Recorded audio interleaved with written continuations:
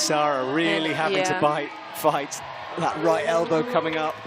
Into the moon-shaped hold, where most girls had a short wrist. Sarah, 168 centimeters, just Sean falls. Sean's fall, by the way, if you get to see it, there's a photo he put up on his Instagram, is amazing. He falls in this like pencil-like shape. Trust me, have a look at his Instagram, see it, and he always does it, and he just did it then. So Sarah, left hand up.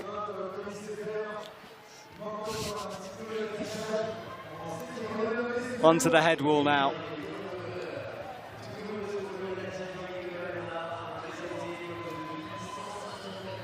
Shaking out the left hand. Yeah, resting before the last part of the route. Last, but very long.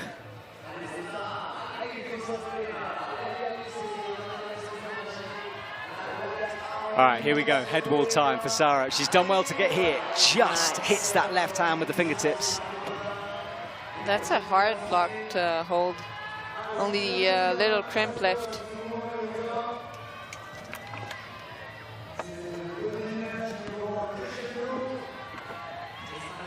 All right, Sarah on the head wall.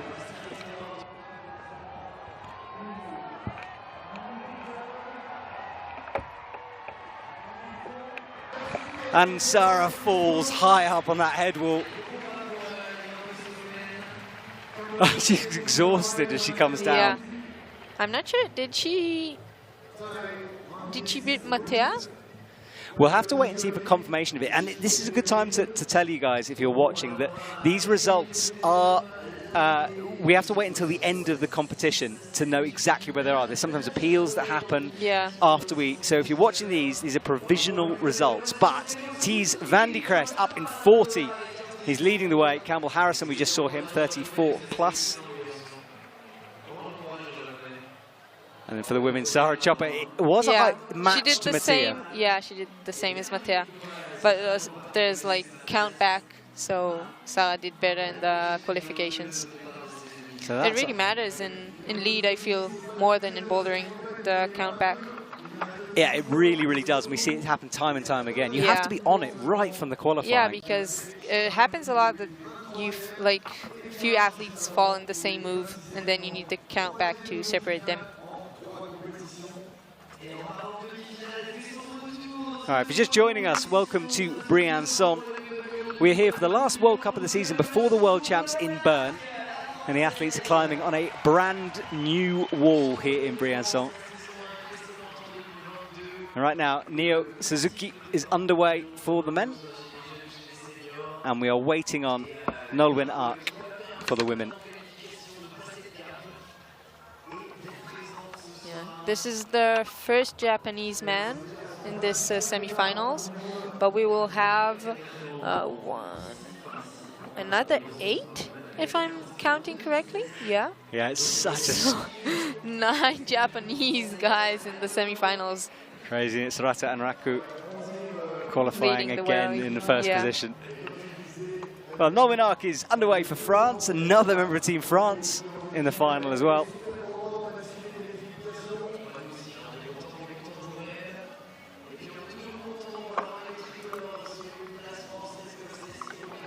So Nolwenn Ark is underway and getting going now. Stretches up with the right hand on top. And then Neil has that left hand in the Gaston, brings the right in, which is that's a big sequence for the men. Yeah. A lot of high heels too. Yeah, so technical climbing for the men. He's now just standing on the slope and gets his right foot up. Oh, we can see the holds they're compassing on. Bad, hard holds. Yeah, really blocked. A different style of route from a few we've seen this year. Not many tricks in here. It's just good, straightforward climbing.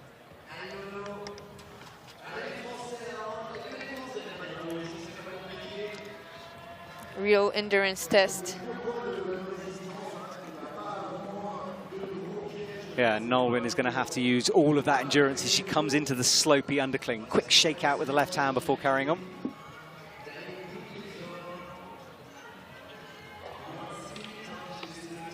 And Neo as well is on that tiny crimp. Look how intricate the setting is where his right hand. We've got that. Yeah, and a little thumb as well. Thumb catch, a blocker jib, everything going on there. Now he gets his right hand into the pocket.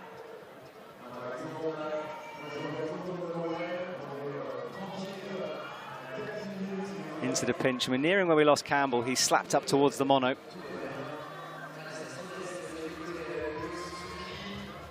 And Nolwenn has the first of the bad crimps with the right hand. She's approaching the big move. I think she's a bit shorter than the rest of the competitors. Yeah, she has to. I hope she will find her way. She's got to throw her body over jam. to the left. Do you see that? Oh yes, she's got toe one in there. heel jam. That's nice. So controlled. Yeah, that toe pressing against the top of the volume. And cutting loose. That was good work from Nolwenn there. True. She's only done 2 World Cups this year so far, Vila and Chamonix. She's another one probably building towards the World Champs. Big move up with the left. And Neo as well is into the mono. Hits it first time with the middle finger.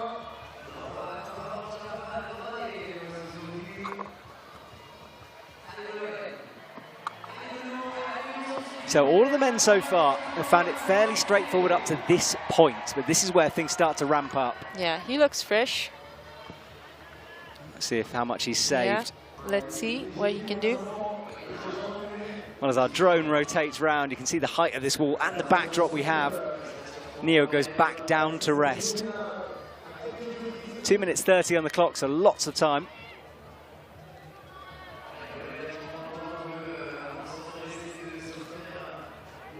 Everything looks so easy when he does it. He's just cruising through these sequences. That move everyone else has made look really hard. He didn't even flip his right hand. Nothing, straight into the pinch. And he's starting to approach the top of the wall now. A big jump to come for the men. Oh, what about the quick draw? Oh.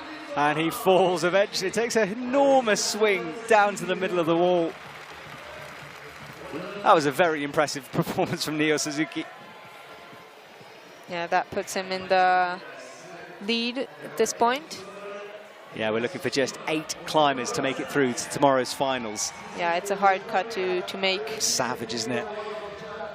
Nolwenn Ark is going to have to work hard here too. She bumps up. Oh, how is she still on that? Just the fingertips. Looks at her hands immediately. Maybe a bit of a pop from her, but she just made that move to the sloper stick. Yeah, that was a crucial move. Good work from Nolwenn Ark. She comes down.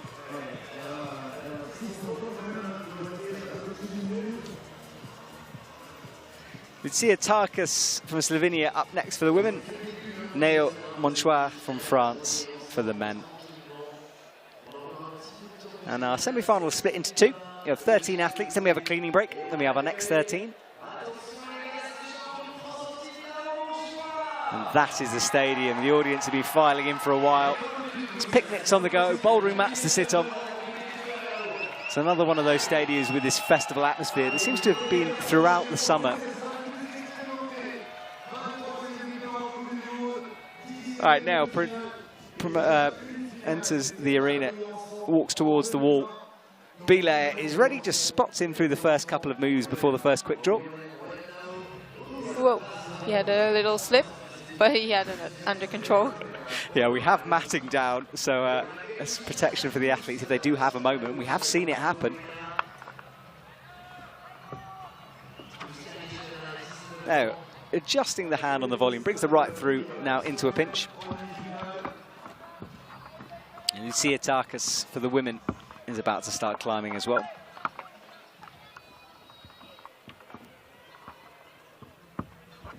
You can hear every foot movement on the wall, the microphone's behind it. It's not quite that loud in real life. Yeah. I wonder how it feels to climb in like a home World Cup, having a home crowd with you, cheering for you for sure, but also the expectations and the pressure is very high. I I assume. I never experienced that. One day, hopefully. Hopefully, yeah. Yeah, I think you're right about the pressure. There's certainly a higher expectations. There's more media focus on them as well. But you do get the crowd going absolutely insane every time you do a move, so that must help a bit. Now Montois is pulling also being through. Close to home, having your family, that can be very helpful. Yeah, so we're hoping a few of the French athletes get through to the finals tomorrow. Lucia Tarkas is into the undercling, matching it nicely.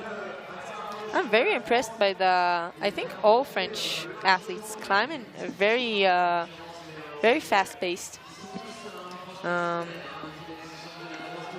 they're good with their movements. There's not a lot of wasted movement going on. Yeah. Not wasting energy, just climbing up, not stopping too much. Yeah, he's calm and collected as he matches the feet, gets the left hand through, and then he's on this awkward sequence for the men, and a big scream as he gets the right in. He found a few good drop knees earlier on to rest on. Tsiatakis as well is about to do the big move down low, throws the right, gets the pinch locked in. Now up to the crimp.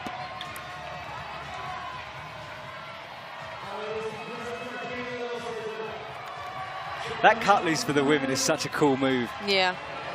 Not too difficult, but you can feel the sort of swing of it when they go. And a high heel for her in the dish, matching with the hand. Wow. And listen to the response Nao is getting now.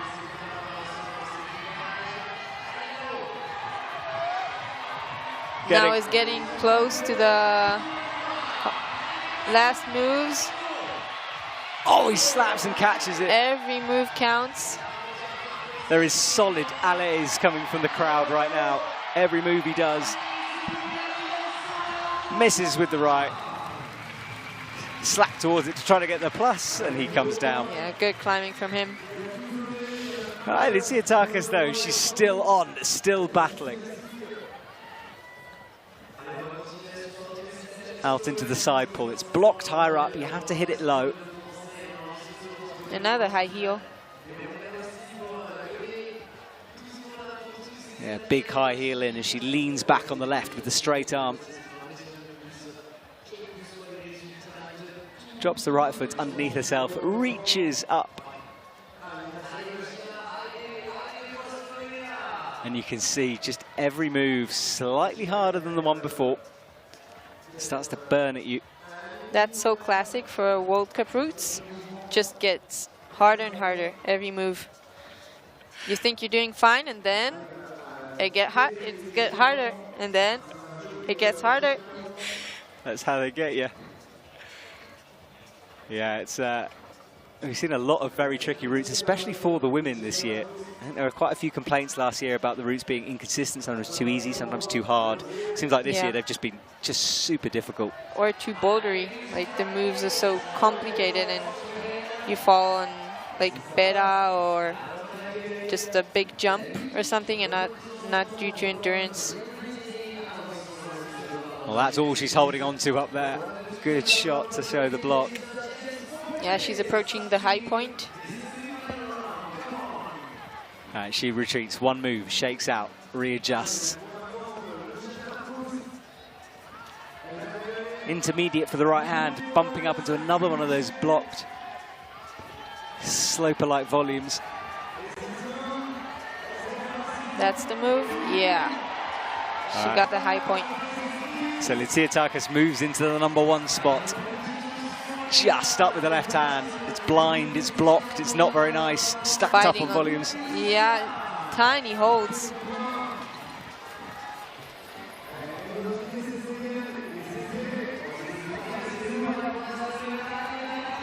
Oh, she's falling, she does fall. But look at the scoreboard on the right. That's put her up to 42 out in front. Alexandra Totkova down on that 34-plus sequence. We've seen Julia Chanody, Zelia Avazou fall there as well. Nolan Art got a little bit further for 35, and that is Jim Pope underway, 3 clips in. I wonder if that will be enough for finals for Lucia. We have so many strong athletes coming up. Yeah, we do, and it's just a gamble at this stage. Remember, we're only looking for 8. And 7 athletes now. Jim crosses underneath.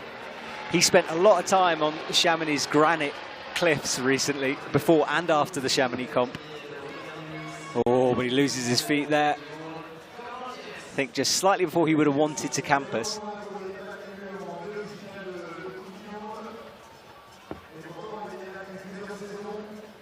Crosses through, locks off the left crimp, makes the clip.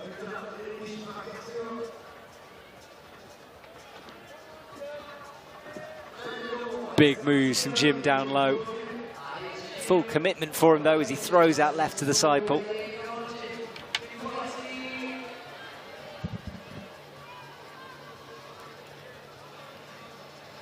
Yeah, this sequence you don't have where to rest. You need to make it through. Hard holds, big moves. Yeah, Jim is resting with a sort of split drop knee style move. 34th in Chamonix. So his first lead World Cup semi-finals of the year. He's got a couple of teammates through as well. Molly Thompson-Smith will climb later on.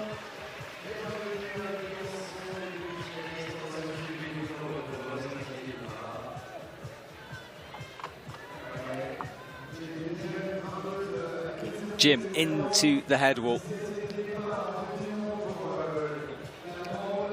Yeah, he looks a bit tired, but I think he's recovering. Yeah, you just have to have something for the next couple of moves here, and you get a bit of a rest by standing up. High foot up.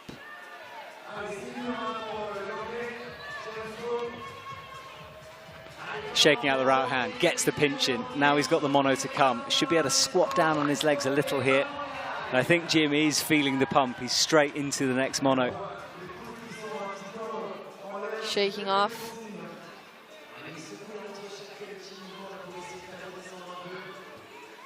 All right, Jim is through the mono move, which has not really caused too many problems using it. It's just getting to it can be a bit tricky. That's interesting. Sometimes when people are tired, you can see they're just like running forward, just doing the moves one after the other. And sometimes they just stop and shake off every hold to have some kind of recovery. Yeah, you can sometimes see the telltale signs, sometimes you can't. Martina Demmel, we're watching her now from Germany. Only German member in the women's side of the semi-final. Yeah, she actually had injury this year as well. I think a wrist injury. Okay. Yeah, but came back pretty quickly and got into good shape fairly fast. That's impressive. Yeah, she's climbed hard outdoors as well, 9A, so she's one of those in that 9A bracket. Yeah. Which doesn't mean a lot for comp climbing. Most of these guys could climb 8C+, 9A, 9B, 9B+, harder even, but it's totally different on a plastic lead wall, and that foot pop caught her for a moment. It's caught a few people. Ellie, you can see that the rubber left behind.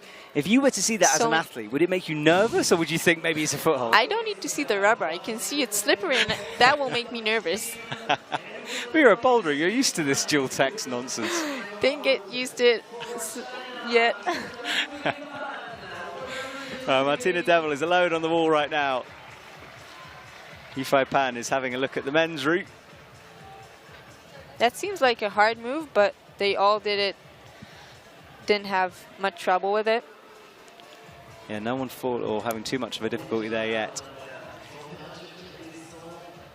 Right, she makes the match in now. She's on the corner of this circle-like volume. Bumps up with the left hand. Both routes, such complicated footwork, and another foot pop.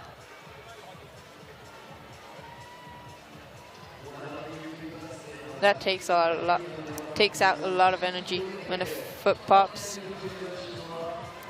Yeah, you've got whole core sort of pulling you back in. And you get so surprised and nervous that you hold tighter, and then you get tired.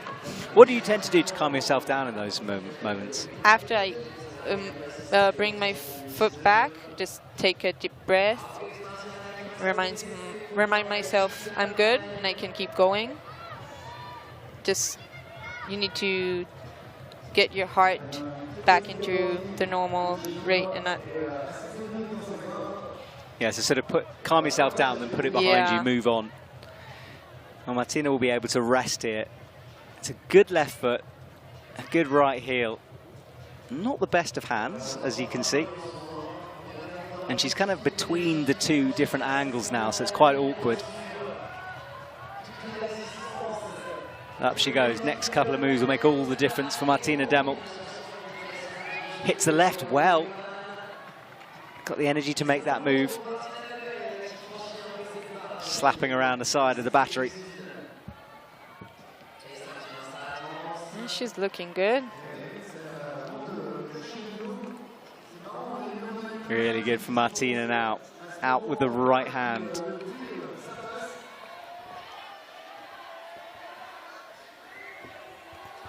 Hits the side port, and look at that move. And now she's into this sequence of crimps that seem to get smaller and smaller. First one's more of a foot. She needs to go out to the right. Upgrades the feet.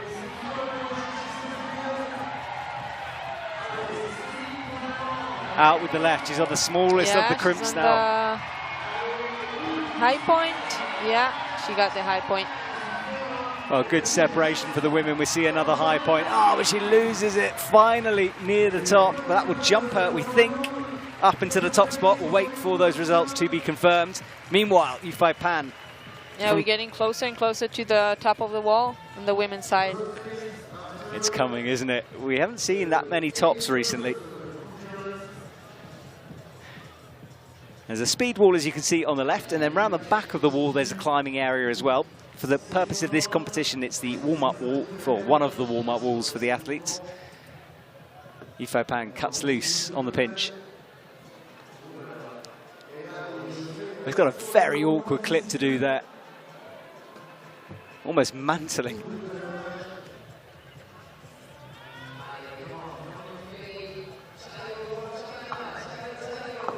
That right arm, the elbow's going up. He's got the mono to come, though. That will feel okay for him with the left hand. It's the right I'm worried about. Makes a shake, gets it. Entering the hard sequence, hard head wall sequence. Yeah, this is it. It kind of turns a corner. It's quite blind from the right of the wall. We have to enter it. Swinging a kick over. Oh, we nearly lost it then. The right foot was kicking backwards. Yifei Pan, as you can see, in 9th, but look how close the scores are. If he can get a bit higher. I'll wait to see if he gets the plus for that, but he's outside of the finals at the moment. Yifei Pan is done, comes down. 4 athletes to go for the men before the cleaning break, 5 for the women.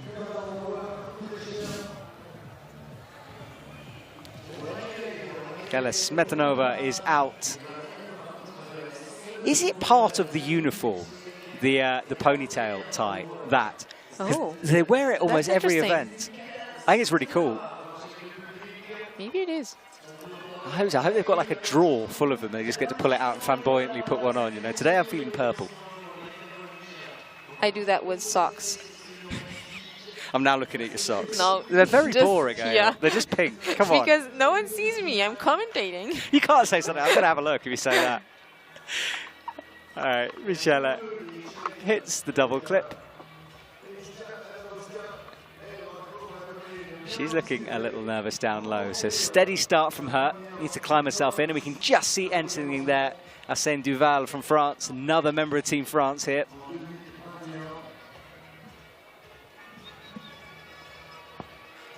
So expect some allays to erupt from the crowd. And you can see the flags blowing in the wind here. It's good climbing conditions this evening. Yeah, it's cool and nice. In the morning it was so hot. It was so hot in the morning. And the thing is, also by about 2 o'clock, it felt like everything had just been cooking in the sun. Yeah. Yeah. Also, the warm-up wall was just in the sun. Yeah, it looked brutal there at the beginning, and a slightly shorter qualifying session here. Chamonix lasted from 9 in the morning till about 5:30 at night. We were done by 3:30 this afternoon, so a bit of a break. Yeah, but it's unusual for a semi-final, lead semi-final, to be in the same day as the qualifications. Yeah, you're right, it is unusual. We seem to have a different schedule at every World Cup we go to at the moment. It confuses the life out of me. You never know where I'm meant to be. I wonder if the athletes are tired from this morning. Yeah. They did get quite high on the wall, so... Yeah, there were lots of high finishes. Hannes Pullman is going for the men. Sorry, Arsène Duval, am I talking about, for the men on the right. Michele Smetanova on the left. Yeah, I suppose it might be good for them in terms of the World Champs coming up, because there's so much climbing packed into that. Yeah, especially if you you're need doing to be the combined. Yeah, so it's a chance for your skin to know what's coming. Yeah. Shock it into action. Saying the crowd has started behind him. He's already getting the encouragement. But fairly easy down low for the men, as we know. Michele, meanwhile, has to do that big stretch over to the right. She gets it. Not a big cut loose from her. There seems to be two methods. You either really commit to that cut loose, or you do it a little bit more feet. Maybe it also depends on your, well, style for sure, but also your body type. Yeah, absolutely. Okay, Arsène makes that big move to the left. You saw Jim really swinging for it earlier on, but Arsène, more of a pop for him. And the toe hook again, resting. Yeah, that will take some weight off the arms. Michele is on the dish as well. Shakes out with the left hand. That's, I think, the best rest for the women seems to be this. Yeah, they are all resting over there. I guess as well, with the amount of chalk on that, if you're coming up to it, you must know that that's nice. Everyone's paused. You need to rest there. Of course, the setters will be cleaning some of that away. So Vita Lucan and Jules Marchland will have a fresh wall for their next runs. I say, drops the left knee down.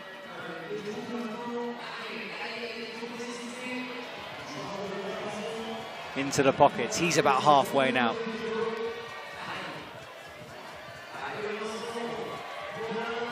Michele rotates the feet through. Yeah, getting closer to the head wall as well. Well, for the men, this is where the hard part starts now. It's this mono sequence, and Arsène looks like he's struggling here. Just hits the crimp. Wow. It's positive enough for him to lock it and shake out the right. Yeah, getting a lot of encouragement from the crowd. Well, there is the mono above his head.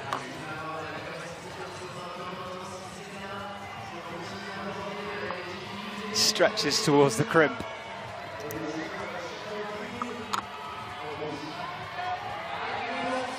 Keep an eye on the left as well. Michele is into the dish. Every photographer's lens. That seems like a good method, the split. He can rest over there. Yeah, he's found a good position, hasn't he? Yeah. Oh, we lose Michele. She's got her heads in her hands. Yeah, Arsène might have found something back here, because we know how hard this next bit is, so smart from him. Now he's trying, though. Right hand on the sloper. Wow. Huge moves. He grabs the volume, but he was slipping and fell. Well, Arsène will be up there at the moment, but I think this is a high-scoring round, especially for the men. There's some big names to come. That seems like a hard move to the pinch. Yeah, really hard. Sent a lot of people down. The old wall, by the way, you can just see those camper vans on the left of your screen as the drone came over. That's where the old wall was, so we're really just the field above it. And a much nicer view out the back of the wall as well, with that mountain in the valley. Let's have a look at the current scoreboard. Neo Suzuki leading the way, 43 for him. And then as we come down, Sean McCall is in the danger zone, 37 plus. He's in 8th position. Campbell Harrison pushed out of the semi-final. There are fireworks going on in the background if you can hear some pops. And for the women, Martina Demmel is in the top spot with 43 plus. And down in the danger zone, Zelia Avazu, she climbed first. She's going to be nervous now. 34 plus, got by quite a few women, including Michaela, who we've just seen climb. So count back, all important to positions here. Did Martina ever made a final? I'm going to have a check. I don't think she has, no. I will just confirm that in a sec. So Stefano Ghisolfi is back. And if you remember from a couple of years ago, when he slapped a volume. I do. And it was total magic. I think I said he was like Spider-Man. You can't forget that. Such a good moment. That's been rotating around Instagram for years. So Stefano Ghisolfi is back, fresh from Flatanger. And then on the left, Luka Rakovic is out. Yeah, Martina Demel has not made a final, so if she makes it, that'll be pretty special for her. Yeah, she's in first position currently.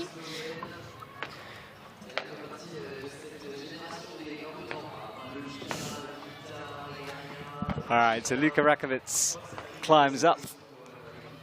She's got the underclings in, and then on the right, Stefano begins. Yeah, he's been in Flatanger working a certain 9C, which Mr. Adamondra put up once upon a time. So he's in rock climbing shape. Whether he's in plastic shape, we'll have to wait and see. Big jump up from Stefano. Hits the slope up. Night beginning to drop here in Briançon.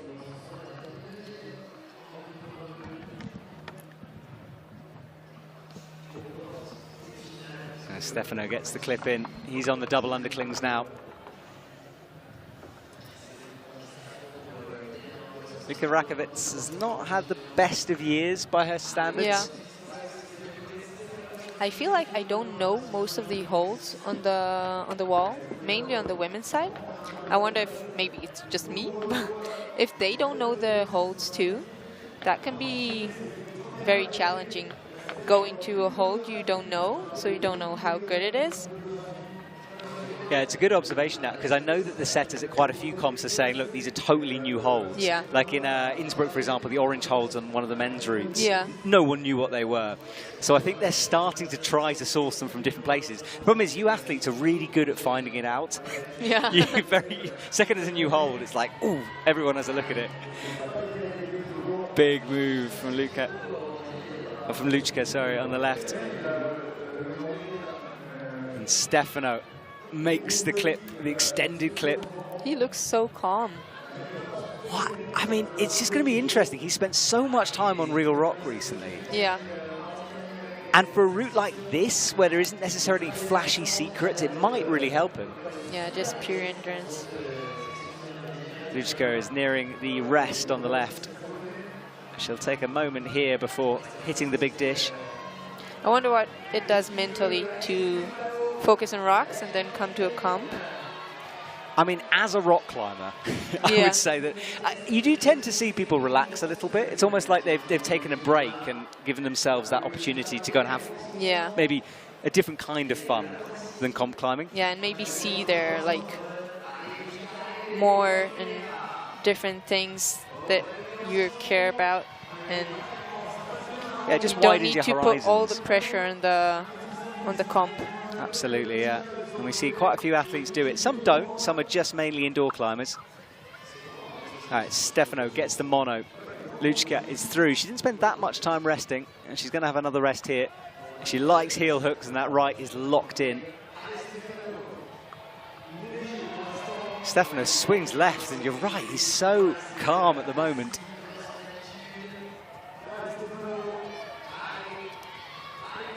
Wants to change foot for that sloper. In fact, he's going to go right back down to rest off the good right-hand crimp. Yeah, he looks very good. But also Neil looked really good at that position, and I think the moves are very hard, so we can't know. Need to keep an eye on him. Yeah, he almost lost that right hand there. Oh, underneath flag. Luchka falls on the left. Stefano is still on there, hits the pinch. Sticks the hard move. Big bump and a pinch. Oh, but he loses the right foot, almost stood on the rope as he made that move. So Stefano comes down. Well, that will put him right up at the top, near the top of the leaderboard anyway.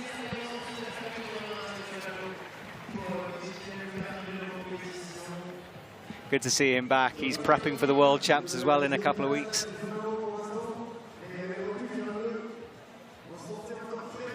Now, route on the right, by the way, isn't being used. It's not like some kind of bonus route. Maybe that's how they should decide ties. A sudden death route. We used to do that in Israel. Really? A few years ago, yeah, we called it a super final. I think it's really cool. Yeah. I think they should bring it in. We can have just a really horrible route, you know, just as the decider in case. All right, well, we have a little pause here. Stefano gets untied. The next lady on, Ryu Nakagawa from Japan. She's on by the mats, having a look at the wall. And for the men, next one, Haruki Umuro from Japan. So two teammates will climb next to each other in a minute.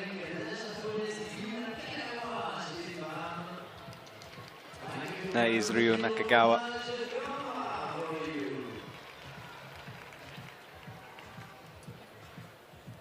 Remembering the route, they did have a time to observe before we went on air, so they've all had a look at the route. They had their 6 minutes to check it out. Some time passed since then, so you need to go through it again. Just make sure you remember everything. What's your personal method of remembering routes? Do you draw pictures or do you just have it in your head? I'm not good at drawing, so not that. Just for like memorizing the sequence, including the clips, because if I don't, I always forget to clip. Yeah, you have to quick all the quick draws in order on the wall. Yeah, I feel like that's a very crucial part of lead climbing. You need to stop and be in a hard position sometimes. Just let one hand off, make the clip. Oh, she didn't get enough rope. Yeah, slightly short rope there. A little bit of friction in the system, but she's got it in. Had a good comp in Chamonix where she was 11th, just outside the final places. Then on the right, Haruki Umuro from Japan. Rests pretty early on, he's got a left heel in. I think he was just chalking up really.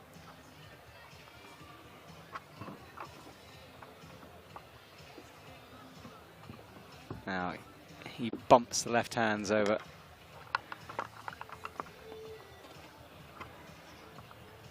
So steady stuff down low for both athletes. That's so cool, you can hear the quick draws, every move. It's really visceral, isn't it? You sort of understand what's going on. I think sometimes we tend to think that pro climbers never make any sounds. I always quite like hearing an occasional kick on the wall. You just know they're human. Rio made that move over with the right hand look easy, keeps the feet on. That method looks the best to me, rather than that swing. Yeah. Although maybe a lot of body tension required to keep the feet there. Now let's see if you will campus that move. Or she will. Yeah. Bit of an adjustment with the left hand.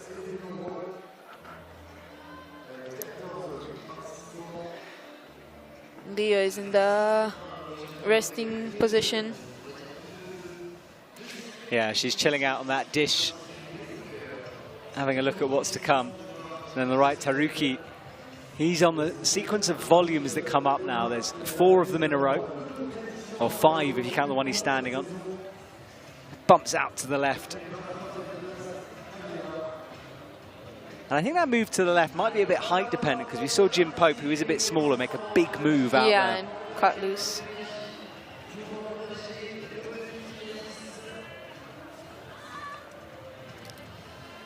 Ryu on the heel. Rocks up above the head wall. She gets the clip in, and now she has this tricky sequence coming up. Haruki has not climbed as fast as some of the other athletes, which maybe is sensible because no one's timed out. He's got 2 minutes 45 on the clock, so lots of time.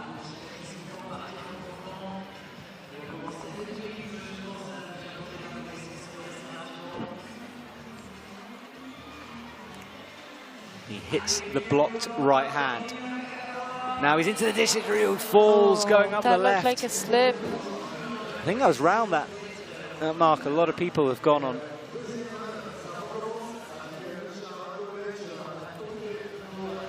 That's so frustrating when you slip on a lead route.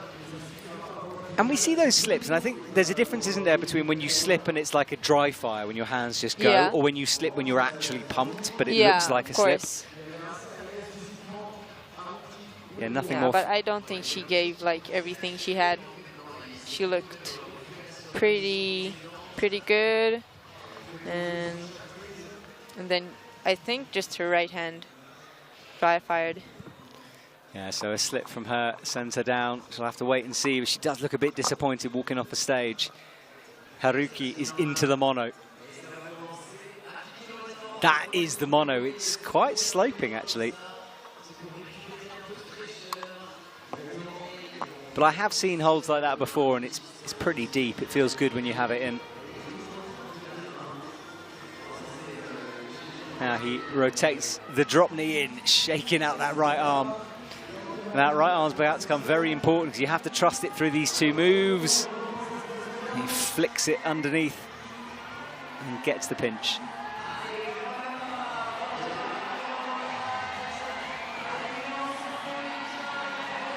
He's getting pretty high.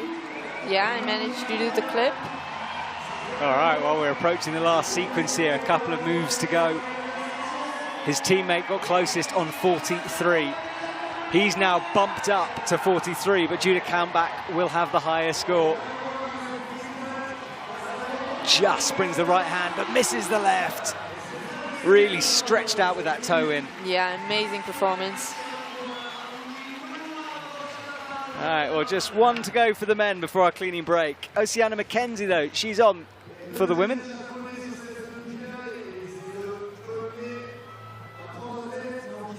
And a big smile from Haruki's face. He's in the top spot, done all he can do for now. He has to nervously wait.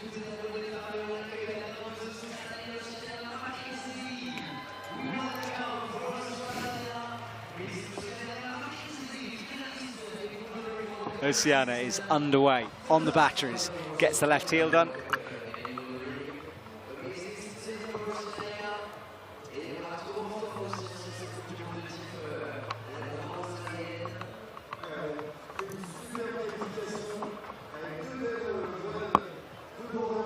The Australian athlete has been out in Europe for quite a while.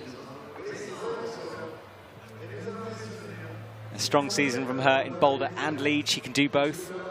So when we think about the Olympic qualifier, the Oceana one, looks good.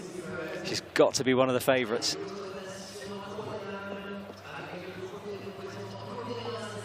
If she gets 14th or better, it will be new Australian lead record. So we could see some history here this evening. Watch that left foot, though. Oh, she's not on it for very long, sensibly. Barely weights it.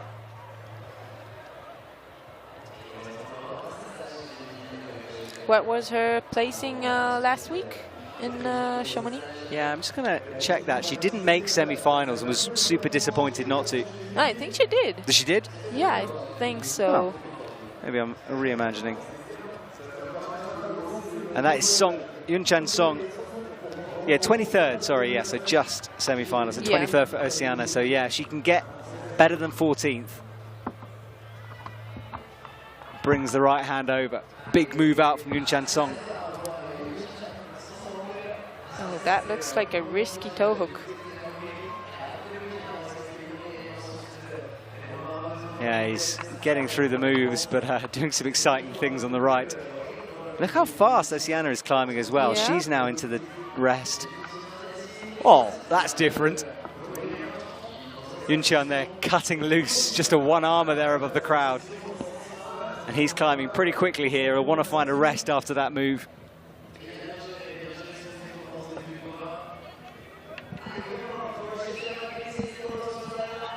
Oceana milking the rest. Good heel in, good right foot.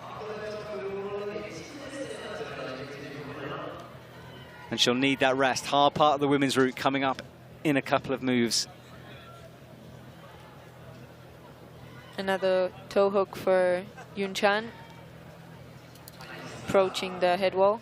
It's one of those hero-style toes. He's just 15 as well. No. Wow.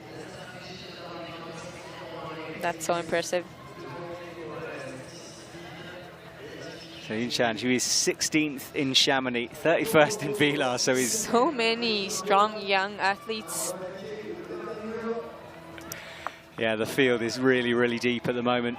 And even like this weekend, when, as we said at the beginning, when we have quite a few missing, we still have such a strong semi-final. 16 of the men have made finals before, and 18 of the women have been finalists, so crazy statistics.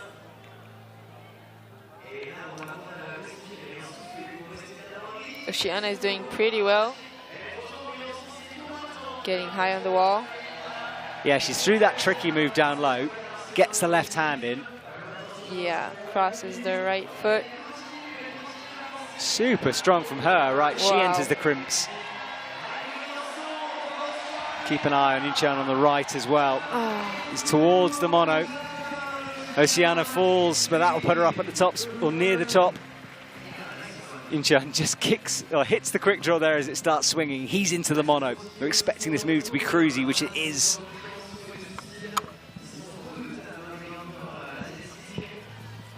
But this is where we'll see how much she's got left. These moves in the corner of the volume. That's as close as we've seen anyone come to falling on that. Yeah. Hits the pinch, but he must be close here. Big jump to get the plus.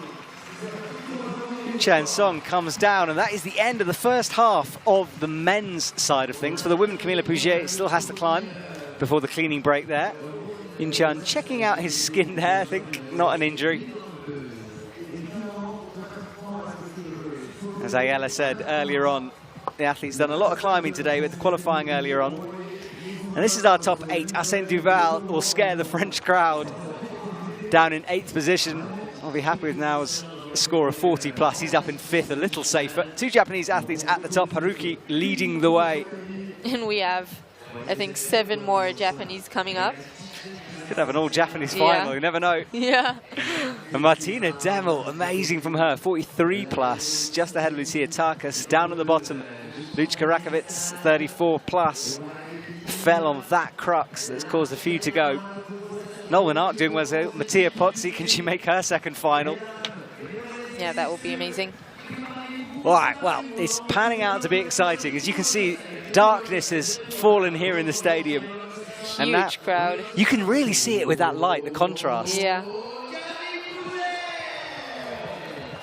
Well, the crowd. I think they're doing a wave. Did you see that? Oh, I think you're right, yeah. You don't see many big like Mexican waves in climbing events. I think we should bring it in more. Yeah. They were doing it before we started. It had everyone's hands going like back and forth like a kind of clock. Yeah, I love the light thing we did in Chamonix on the wall. That was cool. It was very cool, yeah. Yeah, everyone in the audience had their cameras up, lights on. Okay, Camila Pouget. We will stick with her as the men's route is being cleaned currently.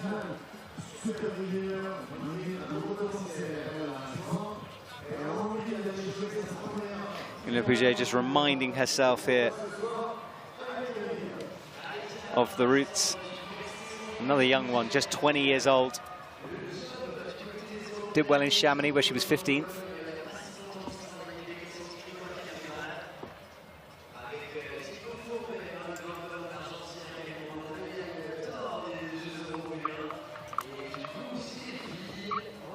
Easy on the first set of quick draws for her. Nice and steady down low for the women. And you have to be precise with your feet, though. Yeah, nice and steady, but still looks pumpy. So pumpy. Did you feel that pump this morning when you were climbing? Yeah. Very fast. Too fast. Which method did you do? As mainly a boulder, we know you mainly to be a boulderer. Did you do the climb really fast until your pump always method? do that. Okay. Just no breathing, just go. Yeah. Yeah, it's quite a common tactic, especially at the beginning of the season when everyone's in boulder form, not lead form yet. Yeah. So that's a good shot to show you the dimensions of this thing.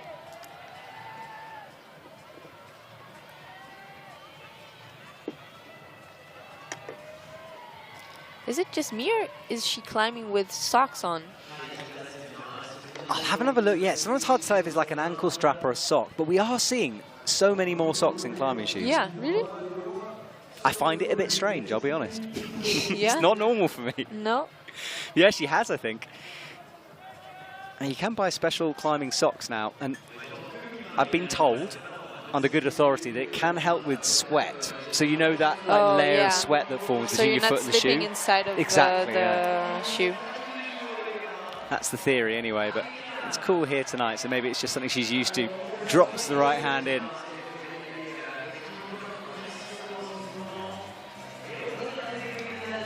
We can see the root setter on the right brushing the holds for the men.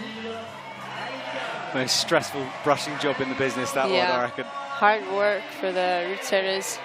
Yeah. Camilla is really, really struggling here. She's got the dish. We know this is a good resting point, and I think she'll want to lean back and enjoy it.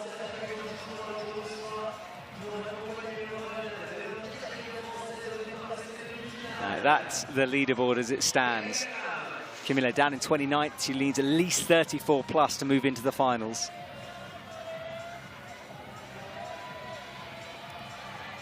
Out into the high side pull.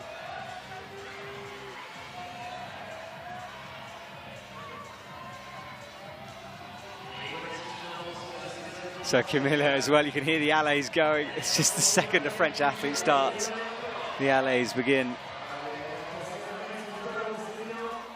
But this next move is a hard one. This is coming up to the 34 plus mark. This move out towards the left. So you need to go into the pinch with the right hand and then do a big move out left around the battery thing. Yeah, very tiny hold.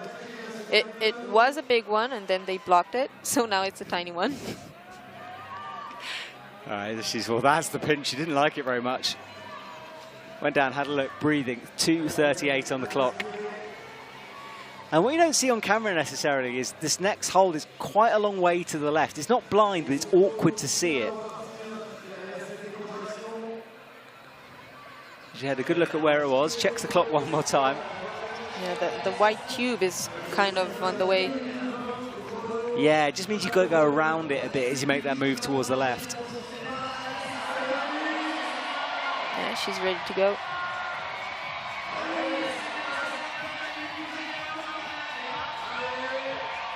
Has the left hand, has the right hand. Good work from Camilla. She does move into a finals place, 36.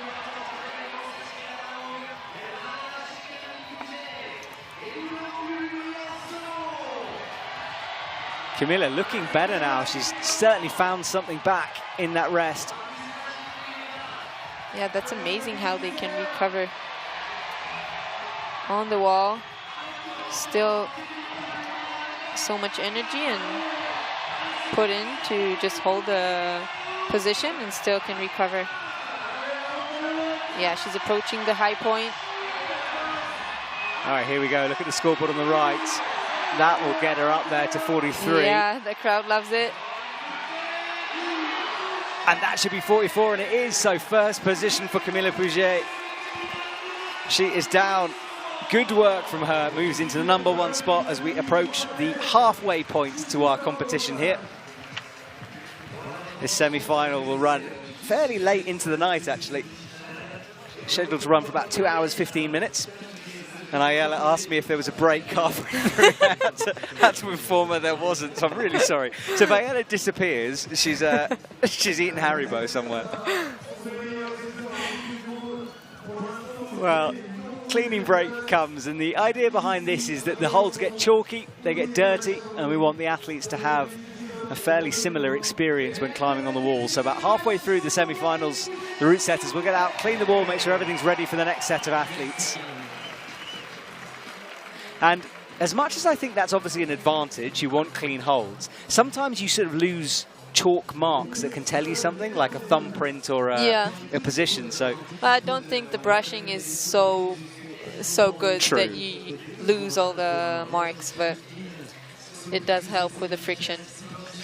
Yeah, so they're doing a job right now to make sure that's all clean. This is the men's top 8. Arsène Duval down at the bottom with 39 plus. Giorgio Tomatis after that. And we continue down the list. Campbell Harrison, the lowest athlete at the moment in terms of scoring. And the rest of the men will come later on.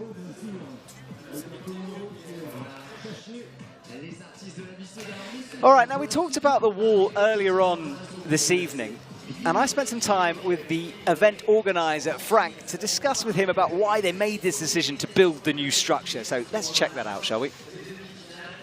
Welcome to Briançon. Now, regular watchers of IFSC events will notice that we're standing in front of a different wall. Now, this is Frank, the event organizer. So, Frank, first of all, why did you decide to build a new structure in Briançon? You know, Matt, it's a strange area here. You know, all the people are climbers here. The DNA of the Briançon local people is, yes, every time we are climber, and it's why we want to change the wall, because the old wall was not possible to host the World Cup. And in fact, yes, this creation is just amazing for all the local people. It definitely looks like an upgrade to me. And we should be clear, we're at stage 1 of this process, because currently it's a little bit unfinished. We're still standing in the car park. So what's the plan in a couple of years for this venue? We want to have the wall very finished and this area totally finished. But in fact, it's very amazing to have this wall, because it was 2 months ago. We don't have the wall. This creation is just here now, but it's why it's very frustrating, because we want to have the grass on the rugby stadium. It's not for this year, it's for the next year. Well, I'm glad you built the wall first. We'll deal with the landscaping later on. So tell me about the wall itself. Why did you go for that design, that shape? Yes, this design is created with wood setter, with trainers, and with climbers, because we want to maintain the best profile for the World Cup. For competition and not for training. You know, it's very different to have a wall for climb and just for training, because you want to progress. But in fact, the process is to have a wall for organize a World Cup. And World Cup, the profile is, for me, we need to have the most simply profile, because it's possible to add a lot of volumes, macro and holes, and to create and let the imagination. Well, Frank, I'm excited for the future of Briançon climbing. As you said at the beginning, there's such an atmosphere about this event and a community around it. So it's good to see that we're going to be here for years to come, and the athletes get to play on a new wall. I can't wait to see it in action. Thank you, Frank. Thank you. Yes, thank you, Frank. And as we said in that interview, it's a multi-stage process, this. So the landscaping will come later. Obviously, the wall and the facilities were the most important thing to get right. And it is quite cool, this. We're looking down at the roof now, yeah. Ayala, and you can see it's see-through, which I quite like. It's when you look up at the wall, you just see sunlight above your head. Yeah, that's cool. It's a nice feeling. Well, that's some of our athletes chilling out. If you're just joining us, welcome to Briançon. We have a lead World Cup. My name is Matt Groom. I'm joined by Ayala Karem here in the commentary box from Team Israel. And Ayala, how is Team Israel at the moment? Getting stronger every day, especially our youth, doing so many steps in the right direction, getting to so many new achievements. It's amazing to watch and cheer on them. Yeah, we have now a new facility, a new training center for the team, which is very exciting. We were waiting for that for a long time. Yeah. Still, I think, like especially in lead, we have a lot to learn and improve still, but we are putting a lot of effort into it. It seems I was lucky enough to visit Israel for a competition last year, yeah. And I was amazed by how many gyms there are in Tel Aviv. Yeah. So many, and good gyms as well, like high quality. Amazing gyms in Israel. Yeah, amazing, and the strength of everyone as well. Yeah, was like a little bit ridiculous, to be honest with you.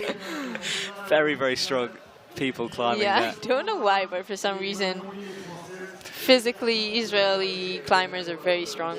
Yeah, it seems to be the way. Just, yeah. Awesome moves, awesome gyms. So yeah, it's great to see your team coming through. And of course, you know, we know Alex Kazanov as being maybe the original one who was out there doing it by himself, but he's been joined. Exactly, the first one. But so many of you guys now are doing well. Yeah, he's definitely leading the way and opening all these paths for all of the team members. kind of, we call him the sensei. Well, am I right in thinking that he's one of your coaches as well? He's my coach. He's your the coach. Yeah, there we go. the coach. I didn't know if there was some kind of like coach hierarchy I was disrupting by saying that. So it's not a bad coach to have. No, he's a great coach to have. I'm very lucky.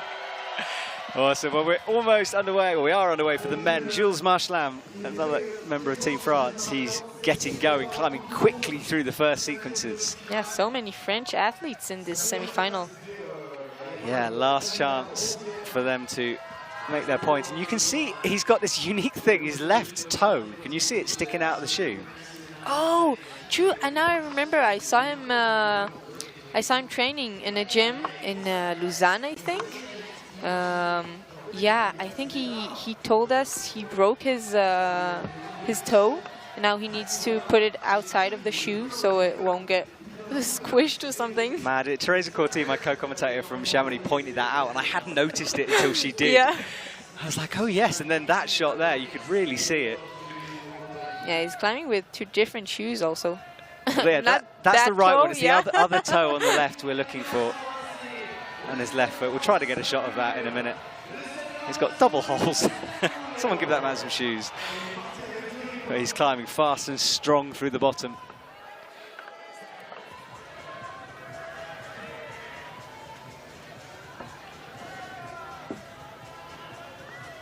Gets the big move done easily.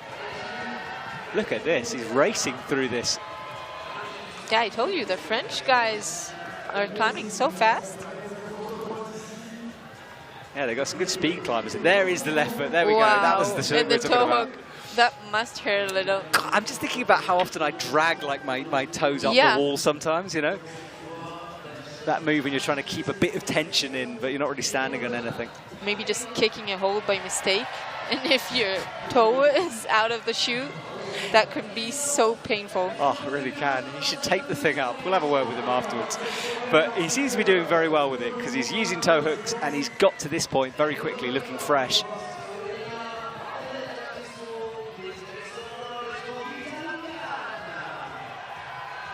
Right, into the dish. He's choosing this place to rest. It's a good hold, that left hand.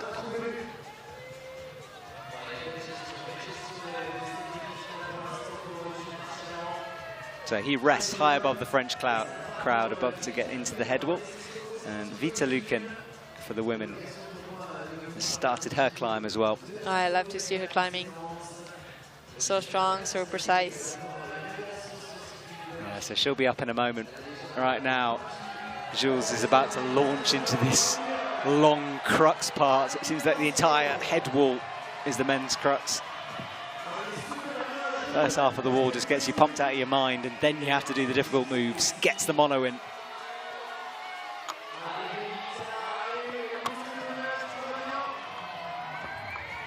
He's on the crimp now and cruising as he swings the feet over. Looks so confident. That's so important. Oh, does that flick that scares me every time an athlete does it. I wonder if they saw that from the ground. Yeah, he was pretty confident in doing it, but a few of them Yeah. have kind of hesitated. Yeah, maybe you just feel that on the wall, you feel you need to switch the hand. He's getting pretty high, but he didn't clip. Oh, yes. Yeah, I don't know whether he... Yeah, but a big smile. Yeah, big smile. Yeah, sometimes athletes miss clips when they're getting pumped and they just want the points, but he was a bit disappointed, so maybe he just climbed himself into an awkward position. Oh, there's the lady you were saying you enjoy watching. Vita Luken is up. It's funny you say that, because so many athletes say the same thing as you've just said, that they love watching Vita climb. Yeah. What is it about her climbing? So it's just the power and the flow she has, or what is it? I don't know, she looks so... She looks like she knows what she's doing, and she's confident. Well, that move there. She's not afraid of any move.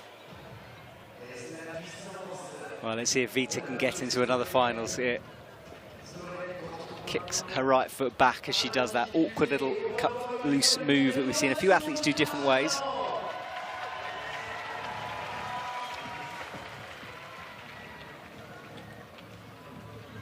Vita, blind to our camera, but has the resting hold. I keep almost shouting into the microphone, Ale Vita! You'll blow my ears out, but you carry on. Just take me off air first before you do that. Yeah, Vita. Oh, wow, that hole is almost popping off the wall. Oh, yes, you can see it there, a bit of a gap between the wall and the hole. It hasn't moved, so I'm hoping that that has been that way all along. But yeah, good spot. Yeah, blocked as well. Yeah, Vita was 7th in Chamonix, so she has got a final recently. I think we're okay with that hold. It didn't move, it didn't flex. I think we had a few girls testing it. It passed the test, so we're fine. It's on camera. It looks bigger than it is in real life as well. Because I'm looking at it on the wall and it's tiny, but on camera it was like it looked like it was about to fall off. So Vita rests. This is the second resting position the women have found. The first one down low by the dish where her left foot is, and then there's this position. Yeah, and we have Hamish on the wall already. We'll see him in a second. Second member of Team GB to climb. All right, Vita starts her journey into the head wall, hits the left hand easily. Swings up to the jib. I think the director likes to see her climbing too because he's showing us only her. Vita comes up to the right hand and there's this really high foot. You'd think there was some kind of a knee bar in there, but it's not. I think the tube is too shallow. Yeah, you wouldn't really be able to get a good rest, but didn't know which way to put the hand there. I think the rope was in the way or something. Yeah, a bit awkward from Vita. And now she's into the small crimp, completely blocked apart from 2 fingers worth. It's the pinch with the right hand, moves the left foot up now. Yeah, and that's the best part of Vita climbing, the fight at the end. She just never gives up. Well, Vita goes. Ends up near Hamish, who's about halfway up the wall, and she comes down. I feel like I talked too early. No, absolutely not. Commentator's curse is a thing, though. Be careful, I'm serious. Yeah, I need to be more careful. If you want to keep your friends, just watch what you say on the mic. All right, Hamish MacArthur, one of 3 Great Britain team members in this squad. Motley Thompson-Smith for the women will come later, and James Pope climbed earlier on. Good to see Hamish back. Again, he's one of those athletes who, by his own standards, has been a bit disappointed this year. Has come pretty close. Yeah. Hasn't quite found it. Didn't have the best comp in Chamonix where he was 32nd, but then in Villars he was 14th, so just needing a bit of consistency. Yeah, just missed out on semis in Innsbruck. Yeah, Innsbruck 27th, so yeah, 1 place out. So Hamish needs a bit of luck to go his way. Course. Yeah, he looks very controlled. He's one of those athletes who's made that jump from the senior side, sorry, from the junior side into the senior side pretty effortlessly. Like, he doesn't look like he's been particularly intimidated by it. Yeah, these days, some just pop right into the senior, like we saw. Yeah, exactly. There's no transition period anymore. Yeah, they make it look so easy. Occasionally you get an athlete who does, and you can see, and they're the ones who are going back and forth between the junior and the senior side of things. They haven't quite worked out where their place is yet. Hamish is looking good here. Leaning back on both the volumes. He's got the mono move to come. Hamish, a good on-site climber as well. I spent some time with him in England, in Northern England, where I watched some of his training, and he puts hours into the gym, super dedicated.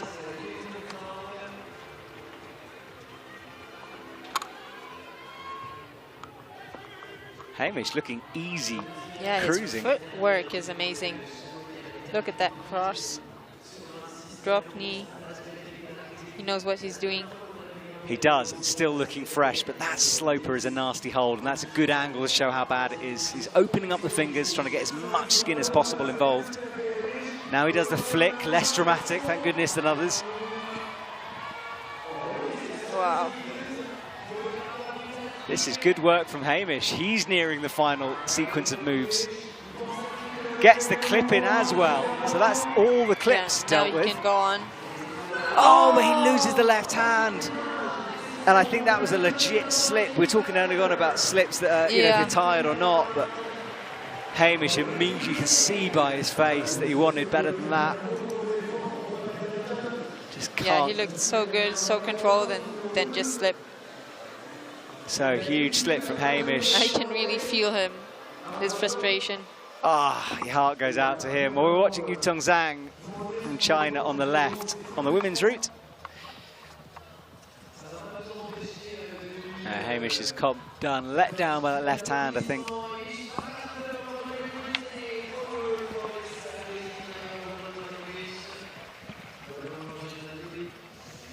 Yutong Zhang from China.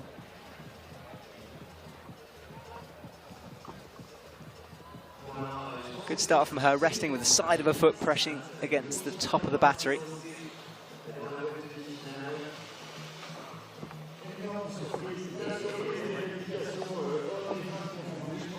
Easily into the double underclink.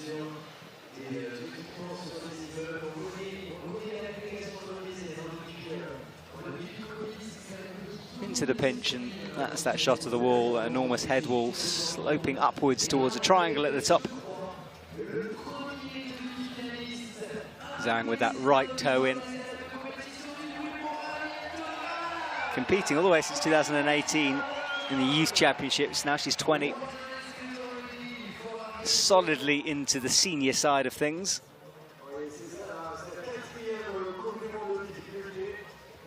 Oh, she found the knee bar. But no, didn't seem to like it. Yeah, who was it? Was it Julia who had that briefly? I think Alexander. Alexander, yeah.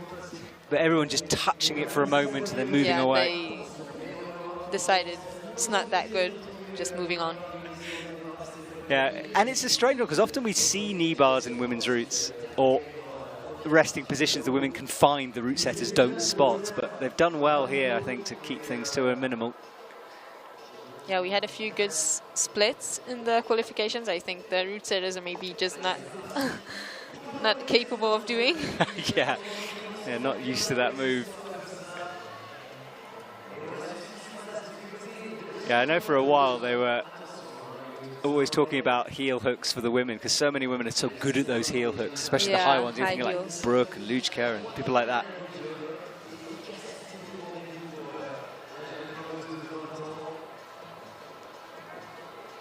Ravianto Ramadan is going for Indonesia on the right. Only Indonesian athlete in this semi-final. He's done some pretty spectacular things before, has that man? We'll swap over to him in a sec. Right now with Zhang as she goes towards the rest.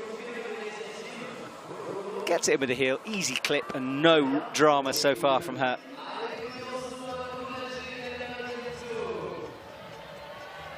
That's the resting point. Yeah, she shakes out. One out of not so many. No, only really two we found. A couple of shakeout points, but nothing good.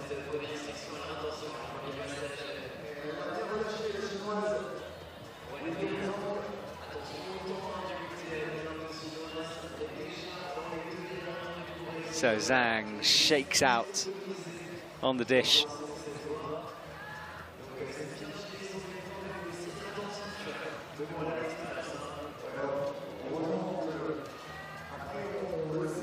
Close shot of her now as she comes out to the side pole, gets that. Now for the first time we see Ravianto Ramadan, 14th in his own World Cup in Jakarta last year.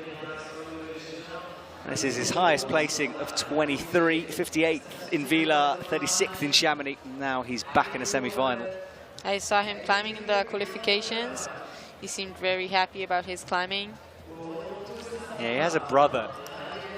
They're very, very similar in styles as well.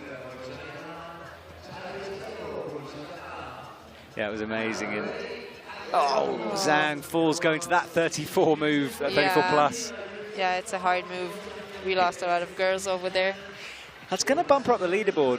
Things have changed slightly since we last saw it, so that 34 plus might not be in the top 8. Yeah. We'll have to wait and see till we get an update on that. Briançon, meanwhile, is about to go to the good rest for the men. This right hand and then the left hand high up on the black volume above his head.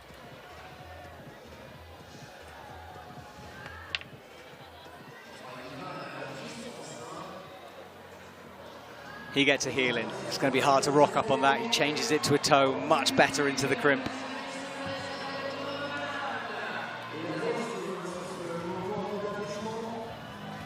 I'm pretty impressed how all the men are like so flexible, bringing the left foot so high up. Yeah, it's awkward because you have to, stand up and it rock up on it. Great shot there. Bit of a grimace as he shakes out with the right hand.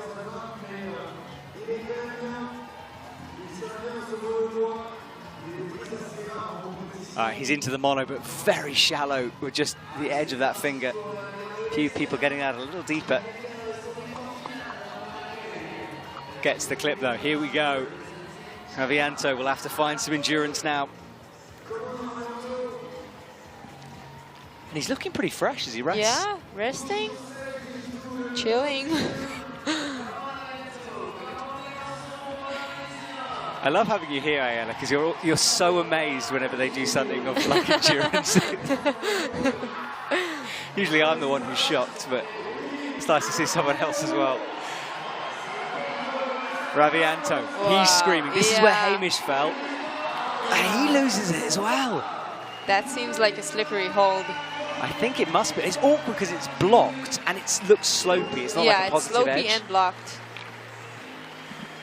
All right, so Briançon goes down. It's also pretty dry here, so the skin is very dry, so you slip more often. Yeah, it doesn't tend to get too humid here unless it rains. And the first night I was here was an enormous thunderstorm.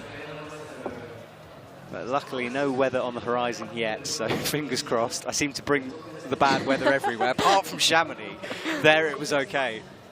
This is Hana Koike from Japan. She's underway. 32nd in Chamonix, her most recent comp. She's done a lot of the 23 season as well. Salt Lake, Innsbruck, Vila and Chamonix.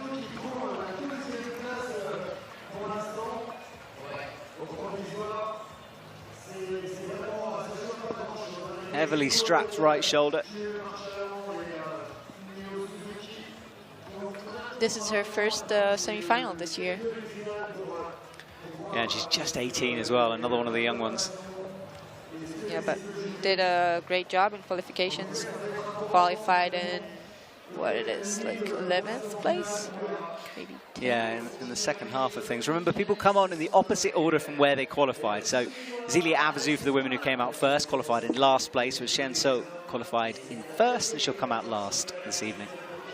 I think Sil and Jain both topped both of the routes. So they are actually tied up in their first position. Yeah, we'll see them later. The two teammates climbing one after the other at the end of this comp. Right now, Hannah, actually both shoulders taped. Hannes Pullman is approaching the wall.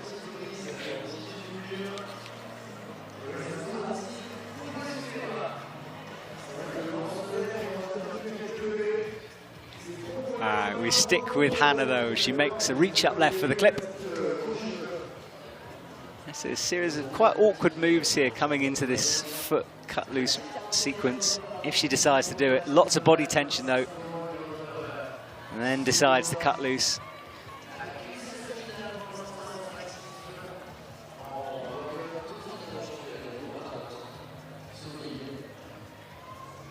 Hannah rests down low. There's a better rest coming. She won't know that, of course.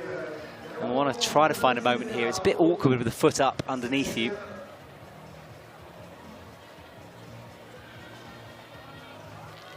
Oh, she slips. That looked like a hard move, but everyone made it look so easy. Yeah, she's the first one we've really seen go on that. She looks a bit surprised as well as she comes up and down. And there is Hannes Pullman. He starts off his semi-final run. High qualifying position for him. Yeah. Team Sweden, we've got a couple of athletes knocking around this weekend. Crosses in with the right hand, then immediately launches into the campus.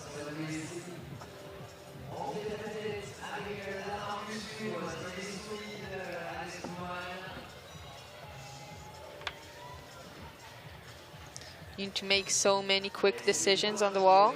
You can see him thinking and then making a decision, no hesitating. Yeah, you've got to be committed, haven't you? Because although you've looked at the route, you've seen it, you don't know it, you can't feel it. Yeah, on the wall, things might feel differently. Yeah, big step up for Hannes in this comp. His first semi-final, oh no, not first lead semi-final of the year. He made a boulder semi-final in Innsbruck.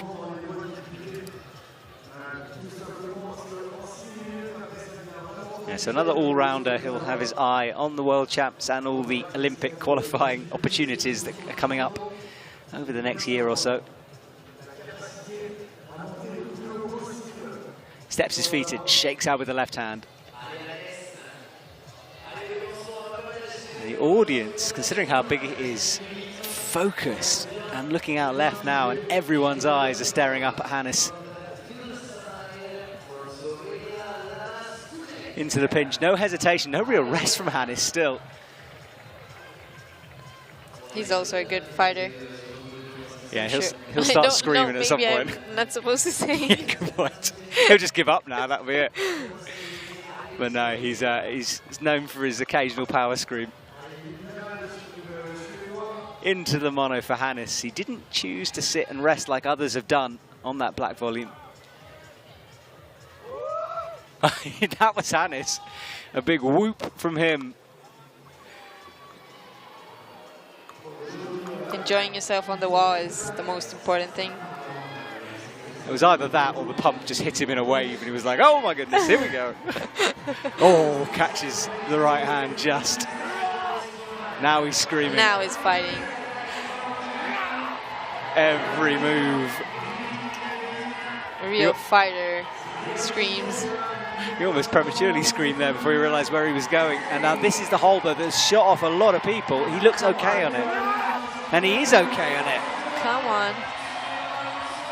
Huge from Hannes here. Makes the match. Yeah. No. Oh. Wow. I wonder if he got that hold.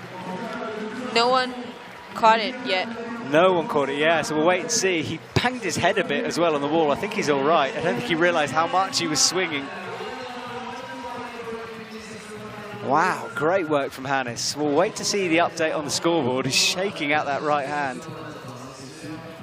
And then on the women's, yeah, Lana Skusek is go.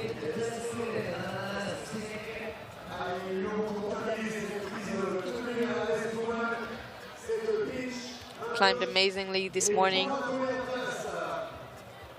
Someone you spend time with or not so much? Actually, I don't know her that well.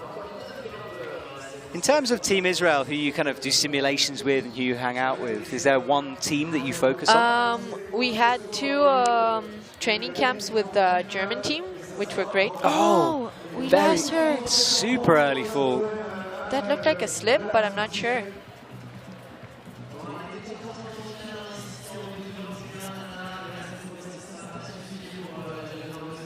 Well, super early fall. We'll get a replay of this in a sec to see exactly what happened there, because that was a big moment early on from her.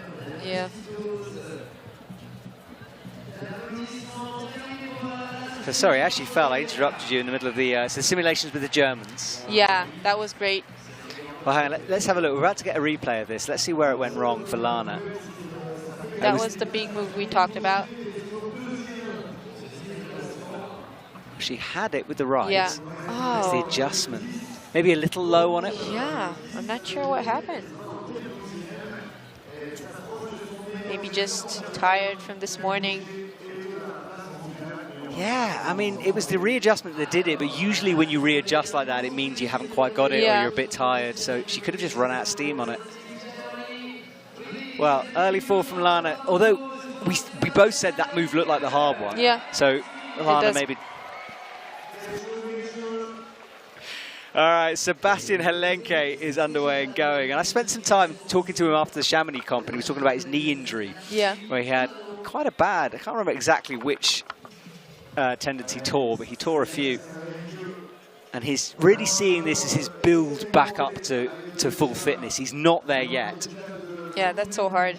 Also physically to come back from an injury, for sure. Like, you need to gain trust in your leg. But also mentally, you don't know where exactly you are. And yeah, that's what he was saying. It's just mentally, he didn't know the moves that would hurt, and then sometimes the move he thinks will hurt doesn't, and it's just this game you got to go through. Yeah, you don't know if you're pushing too hard or if you need to push harder. Yeah. And we're watching Natsumi Hirano as well from Japan. She's on the left, Sebastian on the right. Natsumi, another member of this big Japanese squad, but we haven't seen her since 2019 in Japan, where she was 15th for the lead. So in terms of form, a long time, long break for her. So we'll have to wait and see what kind of form she's in. Yeah, she did good in qualifications. Let's see what she can do now. I mean, look, this is the strength of the Japanese team. She's gone since 2019. She's straight into a semi-final. It's like really special.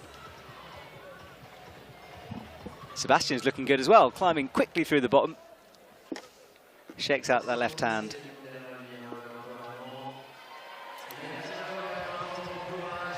Cheers for both of the athletes here.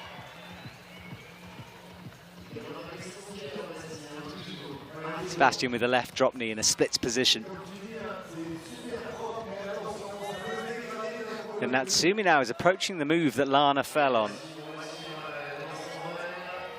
And as it's always the way when we see an early fall, I start to get nervous now when I watch it. Sebastian, will he use this rest? I think he might for a sec. And he's certainly going to shake out on it. All right, here we go. This is the move. Keep an eye on the left of your screens. This is where Lana struggled. Much more solid there. Got it first time. It's a bit higher on it. Yeah, left foot high up and didn't cut loose. Right, so Natsumi waits in the dishes. She's entering the rest section for the women. Meanwhile, Sebastian is entering the crux section for the men. Here we go. Up into the first blocked crimp. Hits the pinch. We'd expect him to do the next couple of moves okay. Natsumi hasn't really rested yet.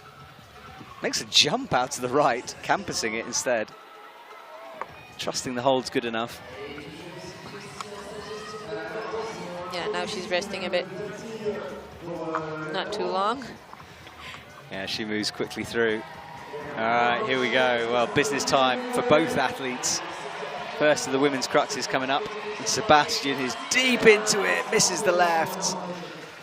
Frustration from him again, but as we said, coming back from an injury. And I think when he looks back on this, he'll still be pleased to make another semi-final.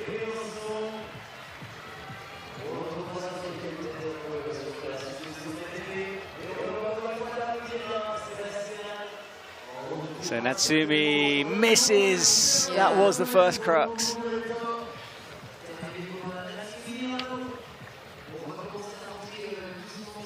And she will come back down to the ground. Outside of the finals for her, but a good performance considering how long she's been away. Yeah, it seems so hard to stop on that little hold, especially if you're tired. Yeah, I think you're right. She also has a band in her hair. She does, yeah. It's funny the things I notice sometimes that I decide need to be talked about, but yeah. But the Czech Republic team especially, I think it is part of their uniform because they all wear it at some point. Do you know what that route is to the right, the orange and black? I think they had like a French Cup here a few days ago. And maybe a youth one, I'm not sure.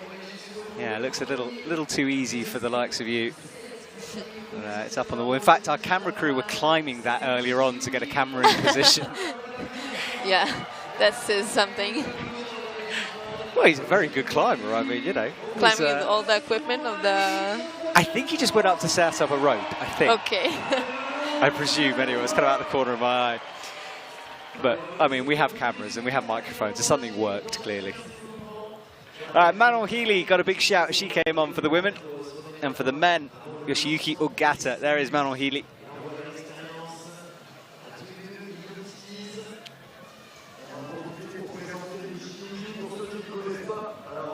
And it's pretty cold here in the stadium now. They're good for the athletes. Yeah, you can see Ogata.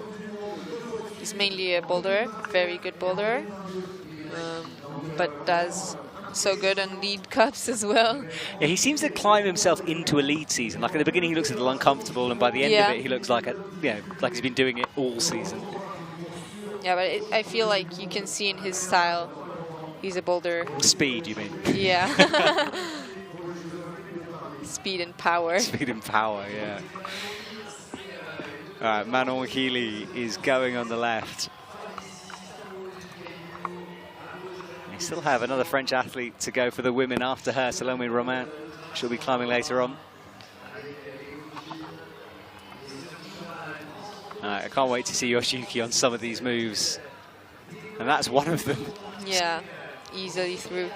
See, for someone like him, a foot, I mean, it looked like a bit of a pop from him. I don't think he meant it to be quite that out of control. But being a boulder and having that ability to know you've got the extra strength, yeah, I think it can give you a bit of confidence. Yeah, didn't seem to cause any trouble to him.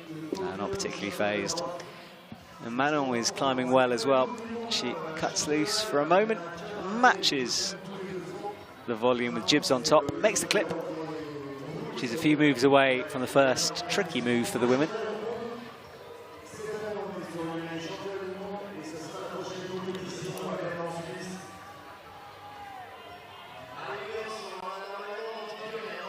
Yoshiyuki Ogata gets the right foot drilled in, kicks the left foot out momentarily.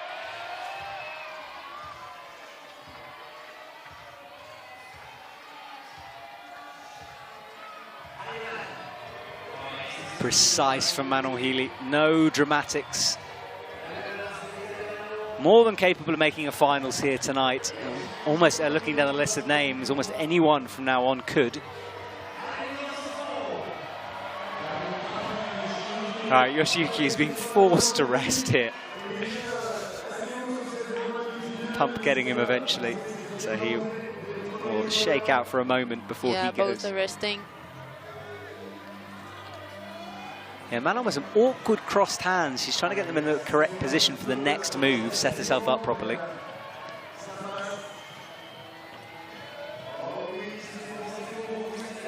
Tried to put 2 fingers into the mono.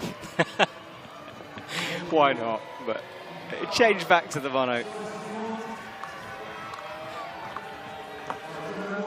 So this is why kid crushers are so unfair. You know, they just have smaller fingers. Go do action direct. Yoshiyuki hits the flick. And if he's got something in the tank, he doesn't look that tired at the moment. Upgrades the right hand. Tricky move coming up though. Oh, he's trying to guppy that edge of the volume. Wow. Misses the clip the first time. Gets it the second time. Nearly falls. Surely he's got to fall. I don't know how he's still on. The right Yoshiyuki Ogata just fell off about 4 times. Yeah, what an epic fight. Brilliant from him. That right thumb on the edge of the volume saving him for a second, but he was always on the way out, I think. What a fight from Yoshiyuki Ogata. Well, Manon Healy has a big move coming up as well. Gets it. Easily done. Good work from her. Now she'll pick up the pace here. Not much point hanging around on this head wall, no resting positions. And that 30-degree overhang starts to burn at you, swings the feet up.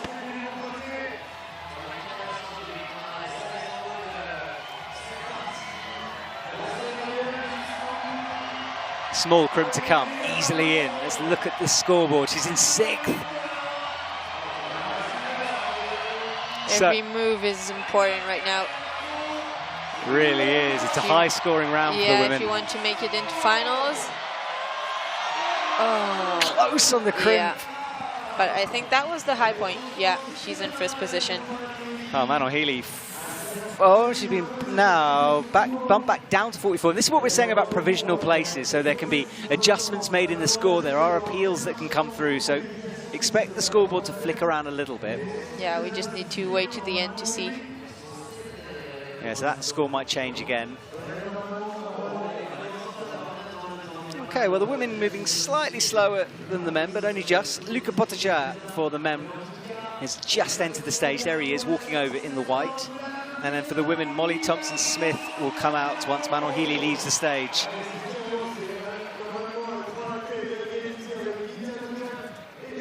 Luca Pottinger reclimbs the route in his brain, hands practicing the sequences.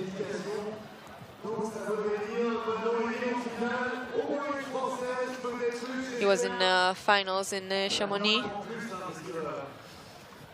Yeah, he was down in 7th. And look at the fireworks in the background. That is happening right now as we speak.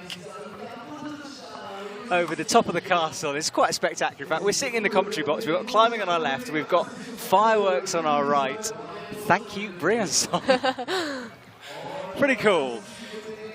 Well, he won't be able to see any of that. It's behind the climbing wall. You think that's good? It won't distract him? Yeah, you could cite a technical incident for fireworks. All right, Luca gets going on his route. Molly's walked onto the stage for the women. Molly was so close to finals, the 3 recent World Cups.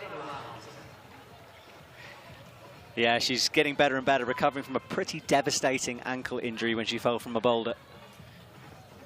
She was 9th twice and then 12th in Chamonix, if I remember correctly. I'm sure she's hungry for her final. Yeah, absolutely is. Well, there is Molly. She gets going as well. So Luca on the right, Molly on the left. Both are underclings. Yeah, those underclings for the men especially can be a little tricky to work out what's going on with that.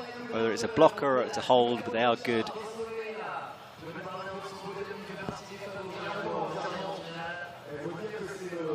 All right, Molly reaches up to the underclings once more, makes a long stretch out towards the left and then comes into this double undercling.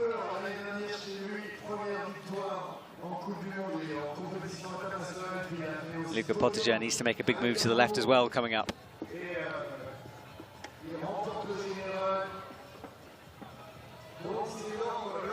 Molly twists that right leg in to get into the correct position to make this clip. Oh, Luca loses his feet there, brings him back in. Bit of a moment from him. Just under halfway through the route.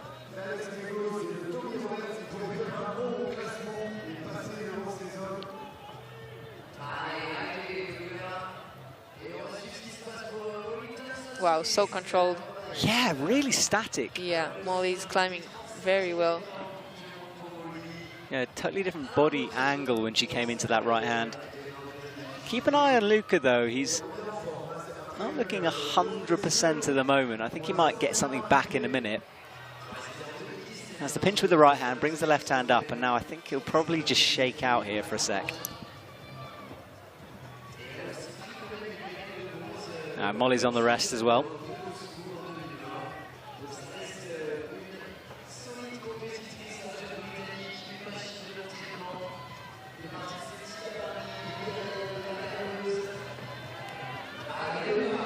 Luca just hits the left, had to readjust on it, nearly went backwards. Oh, nearly almost slipped. Yeah, he's had a few of those.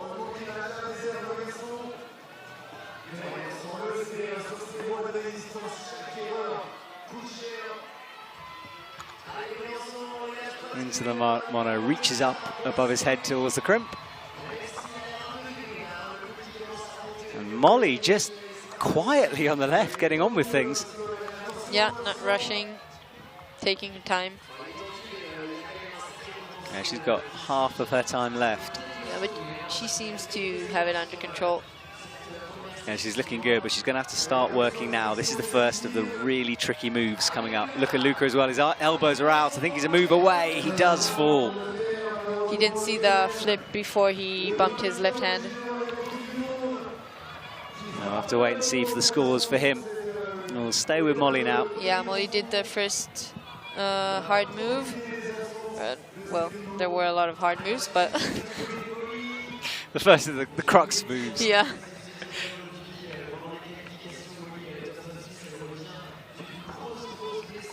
Oh, just that toe pressing against the wall on the left. She's so strong with that move.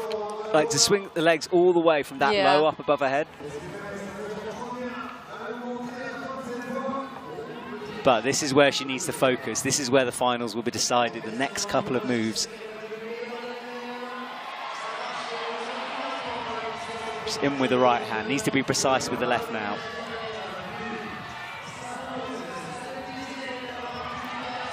They're just on the pinch, trying to get the narrow part. She's ignoring the draw at the moment. I think she's going for those points. She is going for the points. She'll touch it. She'll get close. She'll be within the top 8 at the moment. Yeah. We didn't see anybody catches that hold on the top of the tube yet. No. The black one. And no tops for men or women so far. So Molly comes down. She won't know where she is yet. Looks up at the wall to try to work out what happened. And then her head comes down and she undoes the knot. Right, let's look at our scoreboard. Hans Pullman leads the way with 46. That's so good for him. Awesome from him. Down at the bottom, Stefano Gasolfi is in the danger zone at the last place of the final. Hamish MacArthur starting to going down. Neo Suzuki as well. Suddenly, high 40s are needed.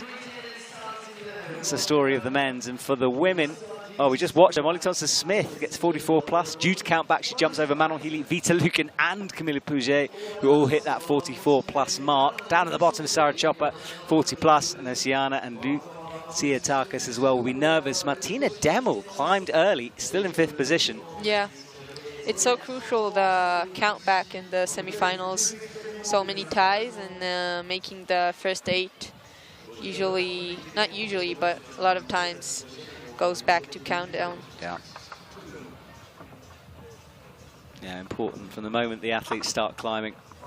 And you notice that in a qualifying round, people are really disappointed with high finishes. You know, like if an athlete falls off, they've almost got to the top of a quali route, but they don't quite finish it off, they're still disappointed. Yeah. You know, it's that feeling of like, oh, I might have messed something up for later on in the competition. I also think all athletes just want to top the routes. Topping a route is an amazing feeling, and if you fall near the top, you just you miss that feeling. But that's exactly what Helene Jalincourt said to me last week. I was like, was it really sad when you come down, even though when you've done well? And she's like, yeah, but I didn't top. Yeah, so. I wanted to top, of course. That's what climbing is all about. Exactly, yeah. All right, Masahiro Higuchi is climbing. The fireworks, by the way, I know you can't see them, they're still going on. It's an amazing backdrop to this comp. Looks like kind of a party. Well, we're in the wrong place, clearly. It's all the way up the hill. There's a party here too. Thousands in the arena here in Briançon. A couple of athletes to go now. 6 left for the men. 6 Japanese. Yes, very true. It's all Japanese men from now on. And there is the final French athlete, Salome Romain. Can she join her teammates in the final as it stands? That's mad, isn't it? 6 Japanese men make up our top 6. Yeah. Good day for them.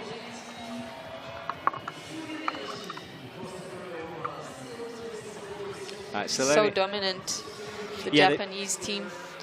And we're talking about athletes we like watching. I really enjoy watching Salome climb because she's a little bit shorter, and I'll get her exact height. She does things in a different way. Yeah. She has a different method. But she always finds her own way. Right, well, that's final French athlete going on the left. A big French team who came here. Yeah, she's 149 centimeters, so on the shorter side of things. Never stops her, as you said. She just flings herself at moves. Yeah.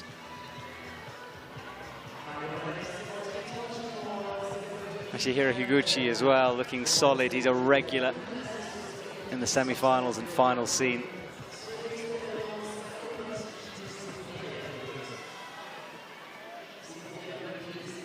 Salome one-arms herself up into the position.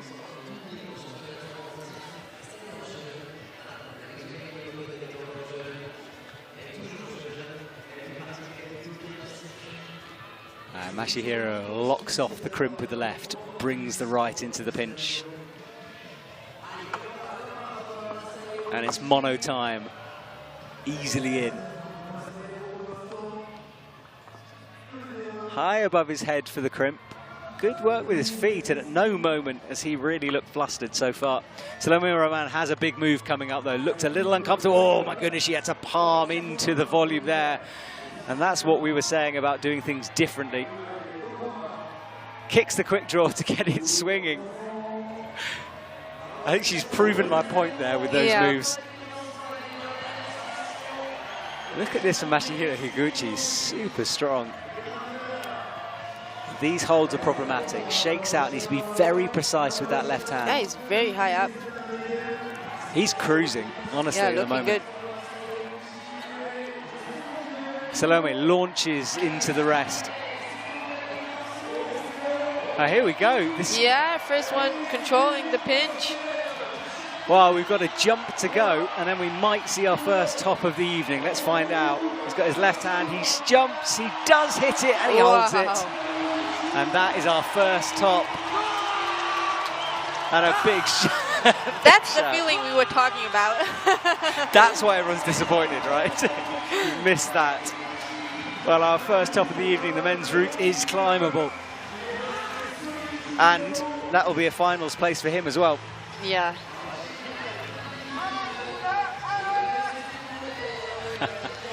Yeah, he promised himself a place in the finals.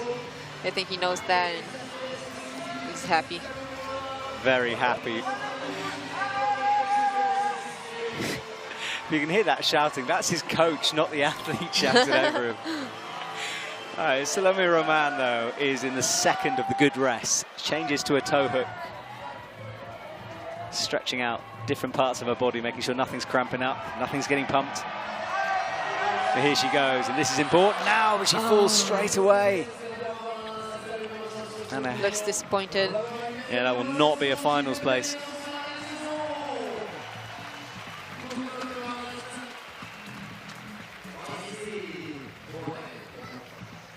So Salome comes down, the final French athlete out here this evening.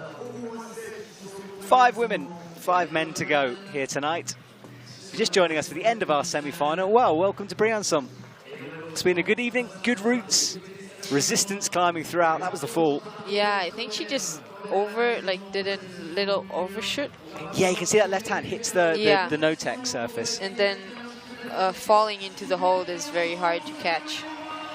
Need to be so precise. And maybe that's why we've seen athletes struggle there, is it is a bit blind as you go, and you can go too low or too high. Yeah.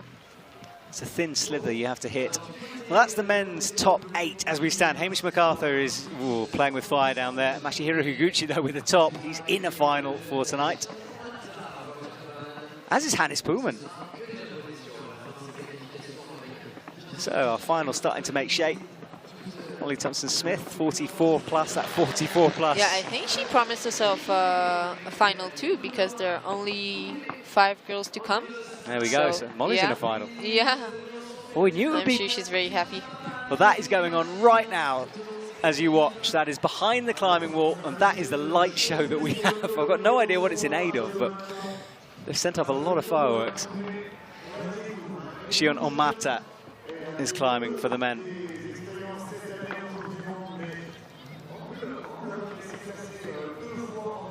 Another one with socks and climbing shoes. Also have a tape on his neck. Wonder what happened.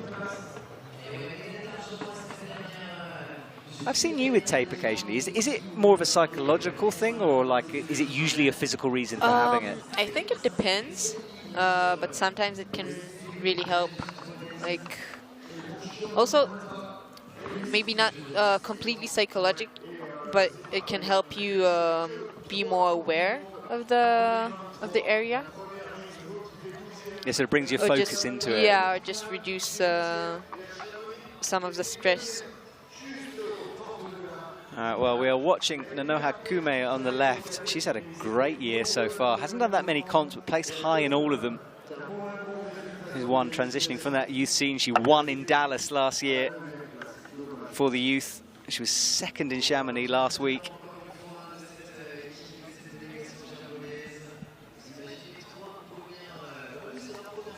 And her teammates on the right. Yeah, she's pretty new on the circuit. Yeah, very strong climber, one to watch out for. She's trying to make a statement for her being in this senior team, but as we said, she's made this transition. She kind of flicked between the two, did a lot of youth world champion. She did the youth world championship in Voronezh, and that was her first IFSC competition. Wow. And since then, she's winning your first IFSC competition. I can't imagine how that feels.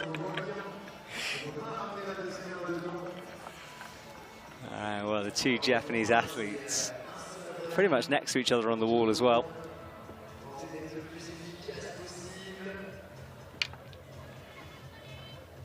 Shionomata just outside of the finals place in Chamonix. He was 9th.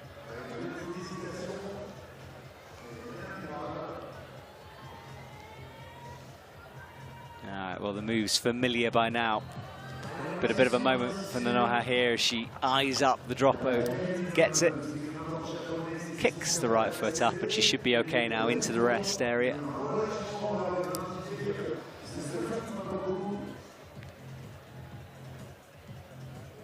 Shionomata precise as well for him. Big drop knee in.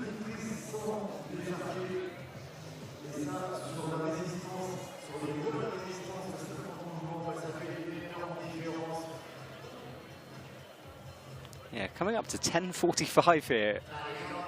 So it feels like it's gone pretty quick here this evening. Last couple of athletes left. And then most of tomorrow is off.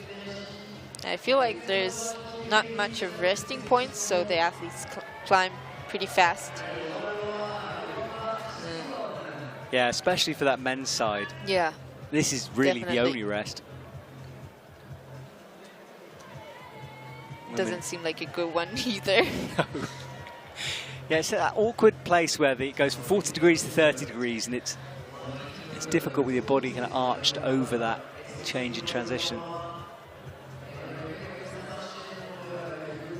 Shio makes sure of the left foot, rocks up towards the crimp, matches with the feet and comes into the pinch. He's only 17 years old. Yeah, another up-and-comer. His hometown is Tokyo. He's got some pretty heavy strapping on his right ankle, though. I just want to see how much of that was sock and how much is strapping, but it is strapped.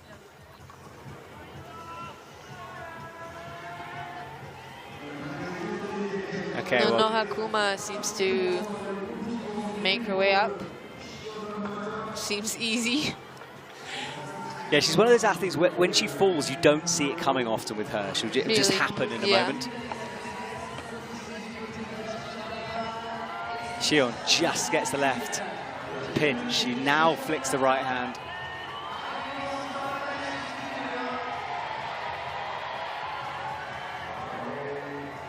And Nanoha Kume is almost horizontal on the wall. She takes a last shake out before the Crux. That clip is so hard. Yeah, it's really awkward. He doesn't really try to get it. Takes the big swing into the side of the wall. Yeah, the wall drops away so sharply. The athletes drop a long way when they fall, especially if they're right by a draw.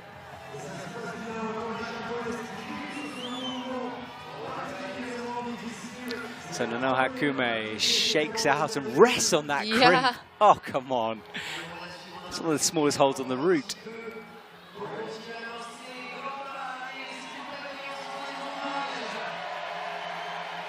All right, here we go. She's nearing the high point now. Can she stick this right hand? Oh, solid. No problem, eh? Yeah, first one to stick that move. And she'll move into the top spot, matches it. Slaps. How does she hold that ball as well? These are hard holds. These I know. These are hard. Oh, she's on slopers at the top of the wall. brings a foot up. Very open slopers. Look how calm she looks as well. The rope is in an awkward position too, so she'll have to, there, flicks it out now. Gets the clip in, I tell you what, we could be on for a top here. The right hand is starting to get a bit pumped, so she loses the left. No, Hakume comes down. Yeah, amazing. Easily the high point for her. We'll see you in finals tomorrow again. We will indeed. Oh, this is shaping up to be good. Eliska Adamovska will be out next. Taisei Hama is looking at the wall. That's the situation.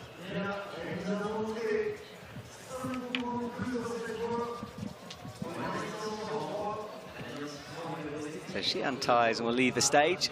We'll go to the little waiting area on the left where the athletes can put their shoes on, get a jacket on, and then they'll leave towards the waiting journalists. Taisei Hama on the bottom right of your screen, now on full screen. He gets going. Lots of tape on that left ankle. A nasty ankle injury for him as well at the beginning of the season. He said to me in Villard that he was kind of surprised to be back and surprised to be doing as well as he's doing. Well, he seems to be trusting his foot. Yeah, he does. I keep looking for it. Whenever he does a heel hook or something, I'm looking to see if it's, you know, awkward for him, but it never shows up.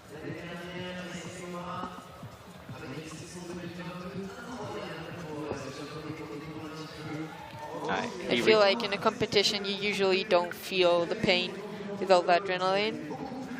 But if the injury is bad, it can really interrupt. Yeah, and athletes tend to not want to stop climbing as well. Yeah. Give them half a chance. Who wants to stop climbing? That's true. Oh, wow. That's different. Yeah, big campus move from Taisei Hama. Here, I'll ask you the same question, Ayala, after the World Championships, and we'll see how you feel then. Whether you still want to climb.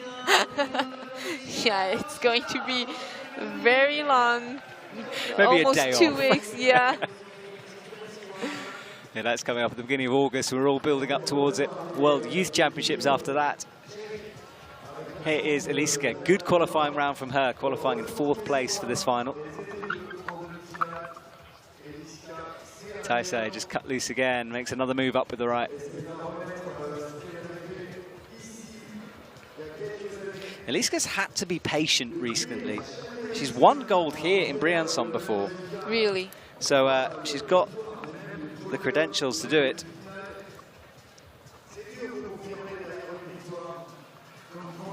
Taisei Hama, well, that's testing that left ankle. I think he's okay. Yeah. Yeah, I remember competing with Liska in the youth comps. She done a lot of progress since then.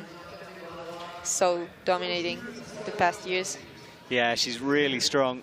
That win in Briançon was 2021 for her. This year, a couple of semi-finals along the way. Semi-finals in Chamonix, but before that, fairly low finishes. So she's building up, building her way into this lead season.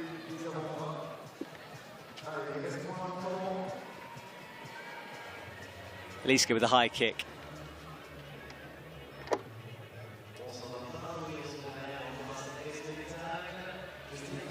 Taisei now launches into the block crimp. Shaking out that right hand. He's still looking good.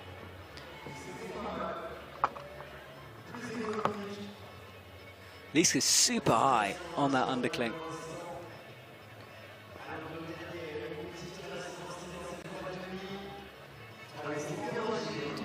Both climbers are in the Crux section. First Crux for Eliska and higher Crux for Taisei Hama. Yeah, Eliska did that very much like Molly did it. Right underneath the holds, just brought the hand through, not a big drop. Taisei is so flexible with that split rest. Yeah.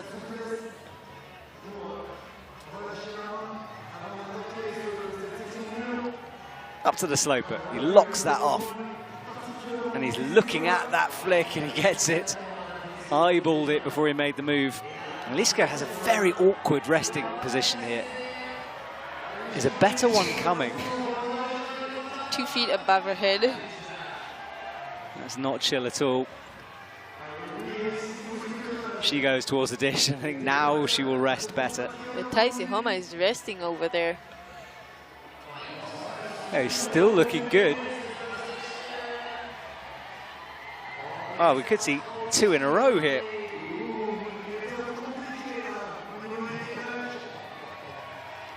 But no, it's not to be, but that should be a finals place for Taisei Homa. But no top for him.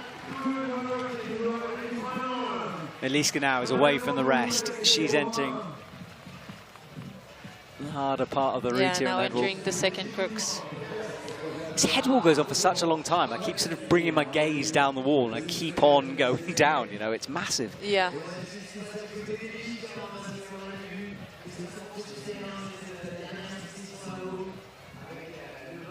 We've had a few new venues in the last couple of years. Of course, Koper in Slovenia, that's brand new. And we'll go back there in September. Also, Chamonix was new. Yep. They sold their wall to Jakarta. Jakarta took their wall and they've got a new one. Oh, really? Yeah. Eliska bumps the left hand up straight away. No hesitation from her. Good shot of that right hand Yeah, crimp. that hold looks nasty. That looks horrible. Every time they grab it, I think it's sharp and in-cut, and it's not at all. She's got the clip in though. Looks back towards the left to make sure of her feet before. Oh, just a bit of a slip. All right, Eliska grinding towards where a lot of women have fallen. Up on top of that last battery-shaped volume. I know Hakume well out in front with that 49 plus, and then Molly underneath 44 plus, Manon Healy 44 plus as well, as is everyone down to Camilla Pouget. She's resting over there too. Eliska in form, clearly. Yeah. And when you climb in a semi-final, you can't know like what is your position at the moment. You don't know if you need to get all the way like to the top to make it to finals, or if you're already past everyone, you have no idea.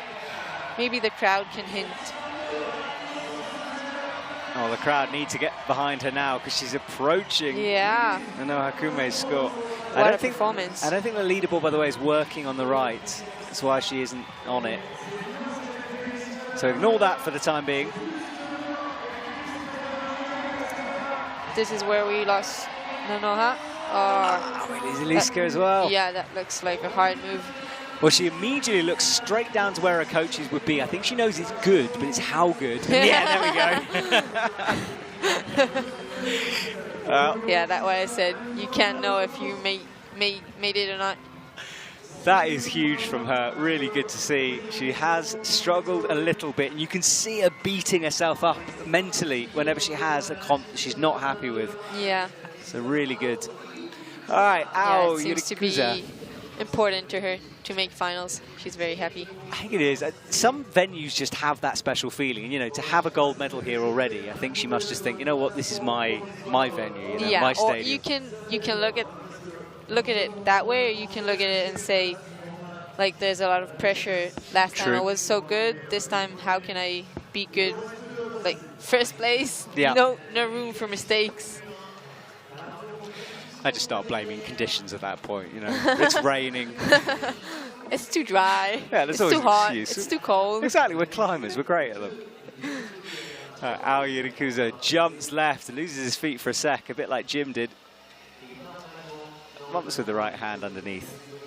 Finished third in the qualification round. Yeah, so a high score for him.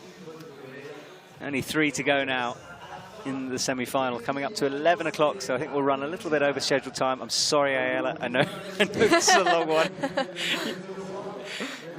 It's past my bedtime. It's past mine. It's not. Ayala, I just want to say thank you to you because you answered my call very last moment because Oscar Baudran, who was going to do this semi-final, was sick. So, Oscar, if you're listening, I hope you feel better soon. But thank you so much for saving me in the last moment. I'm very happy to be here.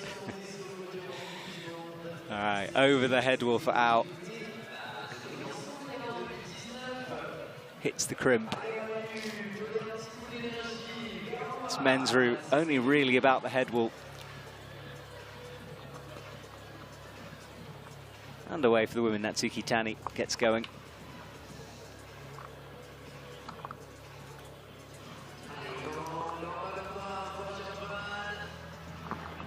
we go, Crux section for the men coming up.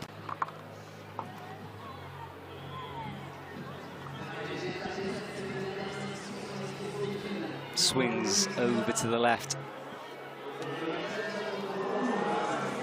Well, he hits the flick, so that's that done.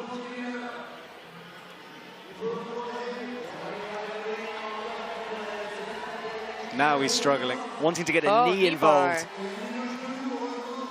He had it for a second, that allowed him to shake out, but the heel he's trying to get won't. This is a real fight now. Yeah. He slips. We'll wait and see. Updated scores on that one. There is Natsuki Tani. Just outside of Chamonix finals. She was 9th, the unlucky 9th.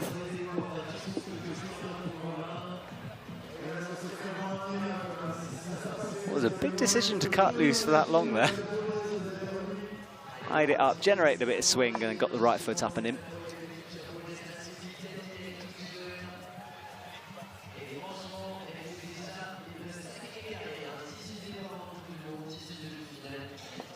And she hits the first of the underclings.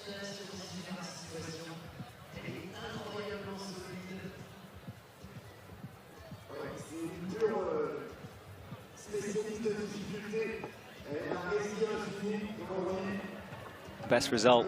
Yeah, no problem with the big move. Yeah, gets the feet back on as quickly as she can do. It's so good that he started covering the bolts on the wall. We had so much trouble with those the past years. People accidentally stepping on them, and then the scores cut down to the point they stepped on the bolt. Yeah, it's a really good thing to see. And as you said, almost every single bolt that's anywhere near this lead wall has been covered. So yeah, good to see. And we are seeing that come in more and more. Because as you said, it's the worst. If an athlete stands on a sign, that's even worse. You know, if the advertising awning is in the wrong place. It doesn't really help you. Just, you know, it's against the law, so you need to obey the law. Yeah. French police are no joke. And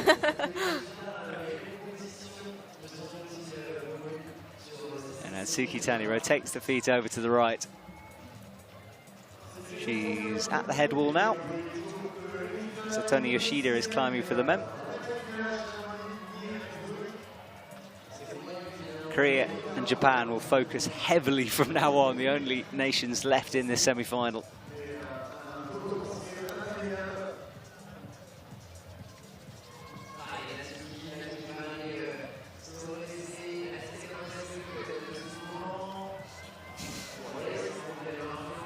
She hits the hard early Crux with the left hand. Right hand on that slopey crimp we got a shot of earlier to show us how bad it really was. Oh, nearly fell getting that clip in. The rope got between her legs. Yeah, not ideal, and she's quickly into this next part. Trying to grab that foothold. Yeah, it's hard to see it because it's in the same line as the other crimp, so perhaps on the ground it looks like a hold. But that's the one you are going to. That's the one that Nano Hakume rested on, which is pretty crazy. Yeah, such a nasty crimp. Horrible. Yeah, tries to clip, but then changed her mind. She's going to drop down and rest as well.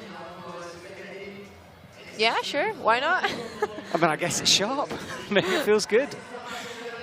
She reset this. She missed this clip before, fumbled it a little. I think she's going for the plus points here, although that looked good. Wow. Okay. So many decisions you have to make on the wall. Like, she tried to clip, felt too tired, then decided to move on. Then she could clip from higher up. Yeah, and the right hand she went to was the one that most people have fallen off. Obviously, she doesn't know that. Yeah. But for us, watching her go up, I was like, oh, that's the wrong decision. But she drops the sloper. She routed with a smile. I like that. All right, this is Satoru Yoshida, who, whilst we've been watching Natsuki Tani, has got up to the Crux on the men's route. Mono time. Yeah, it's all about that sequence, but also about how much energy you manage to keep for that part. All right, let's see how much he has kept. So he's got the clip in. Drops down on the left foot. Will sit there for a sec, looks down at the clock. He has got time. Only one top so far in a whole of the semi-final. Gets the flick, holds it well.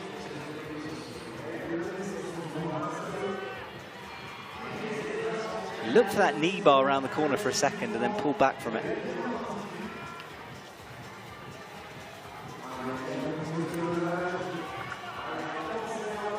He's fully wrapping that right hand. You can use it as a pinch, but he's got it locked in over the top. Oh, and he falls. Foot slip. But that is a finals place. He will push Ramadan out of the... Oh, no, not yet. Ramadan's still in the top 8. So 1 men to go. Serato and Raku will come out. Seems like there's a lot of ties, especially in the men's. Yeah, close run thing. A very obvious crux for really both the men and the women. The women getting through it a few more times. Oh, she's just got a massive reaction. Jaein Kim is out on the stage. Last week's winner, gold medalist in Chamonix. That's a legend we're watching. Yeah, I use the word legend far too much, right, generally. However, I'm going to reserve it for her. She deserves it. There are, the thing is, I just generally admire most climbers. They're all legends to me, but she is a true legend. Jaein Kim nods to the belayer, and if you didn't hear the runs into the wall. She does, charges towards it. And if you missed, and I can't believe you did, but if you missed the VLAS coverage, she told me in an interview that the reason she came back to comp climbing was because of her daughter. She wanted to show her daughter and make her daughter proud, which I just thought was the coolest reason. Really? Wow. That's amazing. Yeah, and you know, then goes and wins a gold medal in the next competition, so tick, I think. He's going to be trying to qualify for the Olympics, and the gentleman who might walk across your screen now, you can see his shadow anyway. Serato Anraku is another one who will definitely be trying for the Olympics soon. Another young, impressive athlete. Yeah, there he is. He's the overall champ for 23 Boulder. Regularly making semi-finals, finals for the lead. He was on the podium last week. Yeah, he's just one of those athletes at the moment who's on form. You know, him and Toby, I see for the men as an obvious route towards that Olympic place in terms of favourites for getting early places. Probably curse them now, but hopefully not.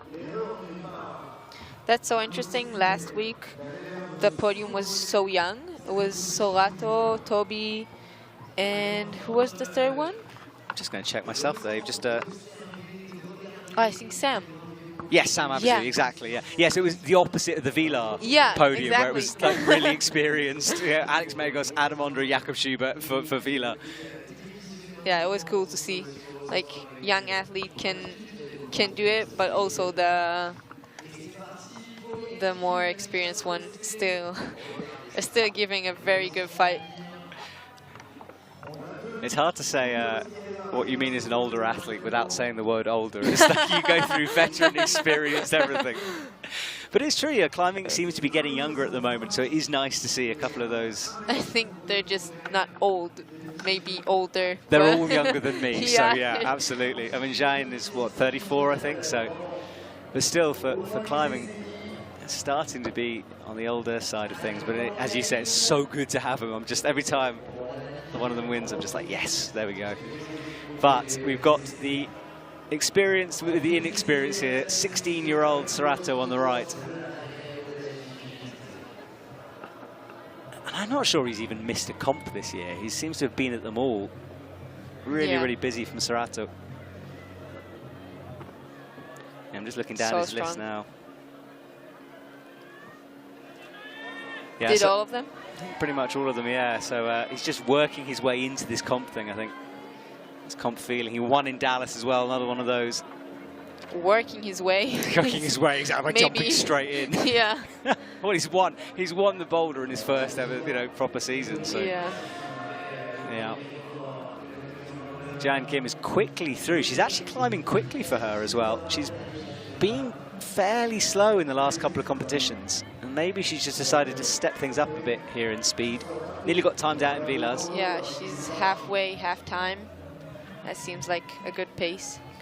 Yeah, good from her. Serrato crosses through into the pockets. Thumb engaged underneath, and he's looking pretty comfortable at the moment. He always looks comfortable. Yeah, he rarely looks flustered, doesn't he? He just takes everything in his stride.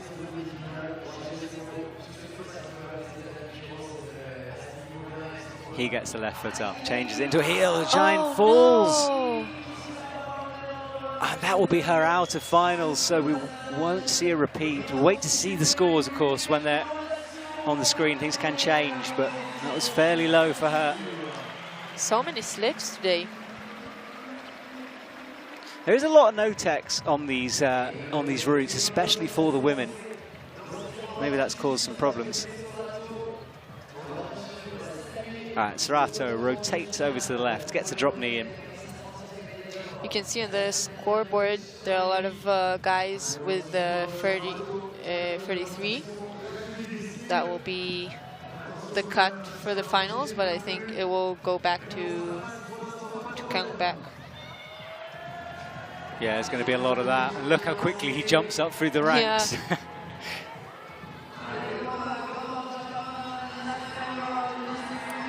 All right, Serrato is resting on that hold that most people could barely hold. He chalks up. The last couple of moves from Serrato. We could see our second top here. Oh, so easy.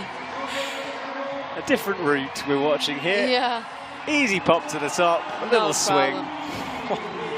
He's got to clip that draw though for it to count, so he gets it in easily, and I don't think Serrato was ever near 80% there. Yeah, he's definitely in great shape. Well, that's it for the men's side of the competition. We've just got Briançon to go for the women. She walks onto the stage. What a performance from Serrato. He'll be on the top spot, climbing last tomorrow evening. That's nice to end up the semifinals with the top. There is Briançon. So she had a disappointment in Chamonix. Clipped quick draws out of order. She did change her mistake. She unclipped the draw, clipped it the right way and went back, but it was too late in terms of the rules by then. So, time for some redemption. She had a fantastic qualifying round, our last athlete out this evening.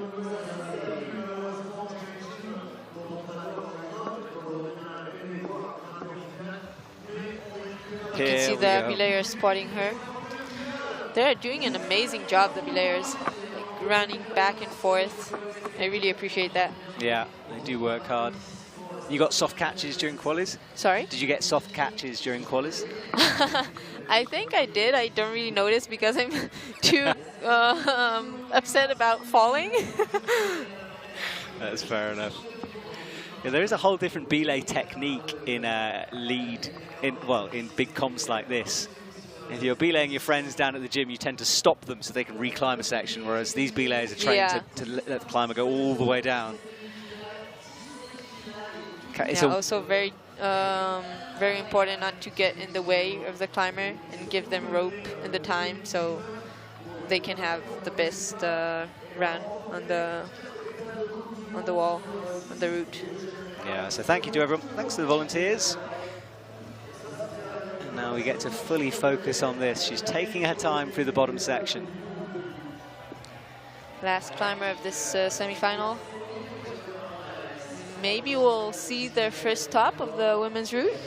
She's certainly one who could do it. I mean, before that mistake in Chamonix, she looked in great form.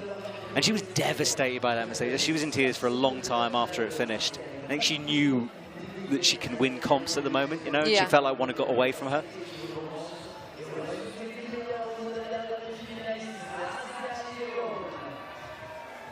Right, she hits the undercling with the left, crosses easily over with the right.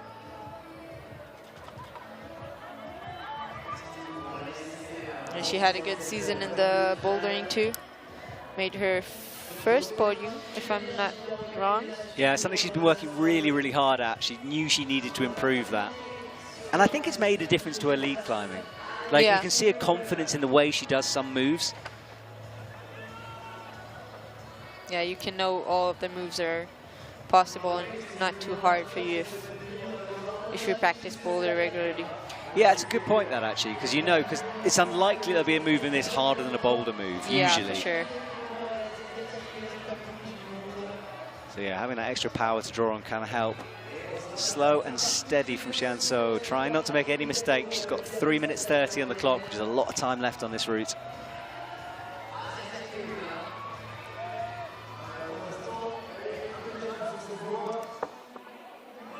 All right, makes the last clip. We're nearing the place where Zhang fell. So we know mistakes can happen here. This is it, this move to the left. It can go wrong or it can look very easy. Oh, and it has gone wrong. Oh, it's another fall. I think she went over as well, hit it with the back. Maybe. Maybe the holds are just dirty by now. I mean, we'll have to see it, hopefully, in a replay. But yeah, she's super disappointed at that, so. Oh, she seemed so fresh. Yeah, she hit it right in the middle. It's better on the left of that hold because it's less blocked. Well, we'll wait and see some results. And let's see a replay of this. So where does she go? So watch her left hand. She hit it right in the middle. Yeah, went over. And I think in the middle you have less space than on the bottom side. Yeah, I think you're absolutely right. The bottom side less blocked. Just the same way as giant fall. Oh, well, tricky for her. Let's see this one more time. So she went out to the middle, as you said. It's thinner in the middle, bigger at the end. Didn't see it. All right, well, we're getting confirmation. Remember, these results are provisional. They might change, but so far, Sarato Anraku, Masahiro Higuchi, Hannes Pullman, Taisai Homa, Haruki Umuro, Satone Yoshida, Shion Omata, and Yoshiki Okata. So all Japanese, apart from Hannes Pullman in third place. Wow. Unreal. He's representing it really is. all of the world except for Japan. There we go. Well, that's tomorrow. And then Ravianto just pushed outside. Such a shame for him. Got 43, but Countback pushed him out. Down at the bottom, Arsène Duval in 20th. Hamish MacArthur, he was so disappointed falling off. Popped that left hand. He scanned down our lift. A few of the men falling a little earlier on, but most getting up into the 30s, or everyone in the 30s. Campbell Harrison at the bottom, 34 plus for him. Geordie Poles, good result in his first semi-final in 23rd. Sean McCall, 174. We celebrated his 174th World Cup, and he did well tonight. And Eliska Adamovska, 49 plus. She's in the top spot. Yeah. No Hakume. Awesome from Elisa. Well, we said it might be adjusted, and it was. Natsuki Tani in third, Molly Thompson-Smith in fourth, Manon Healy fifth, Vita Luke in sixth, Camille Pouget seventh, Martina Demel in eighth. Alicia Tarkas just pushed out. Yeah, Martina Demel made her first finals. True, good point. Awesome from Martina. And then coming on down, Sarah Chopper, 40 plus, gets her 11th. Luchka Rakovic had a fairly early fall for her, 34. That 34 plus is where we saw Xianzhou go. So we saw almost everyone from 14th down go. Yeah, that was a hard move. Super hard move, all the way down to 23rd. Well, sorry, 23rd place, and then Anna Koike fell early, as did Lana Skusek. So that is the result as they stand. Remember, things do change. It won't be up in the air for very long. Well, Ayala, thank you for joining me here this evening. Thank you for inviting me. It's been awesome. Hope you have a good day off tomorrow before the finals. You too. And we will return tomorrow evening, 8 p.m. Central European time, for the finals for the men and women. Thank you for listening. My name is Matt Groom. Ayala Karem is next to me. I hope you had a wonderful evening, and we will see you soon.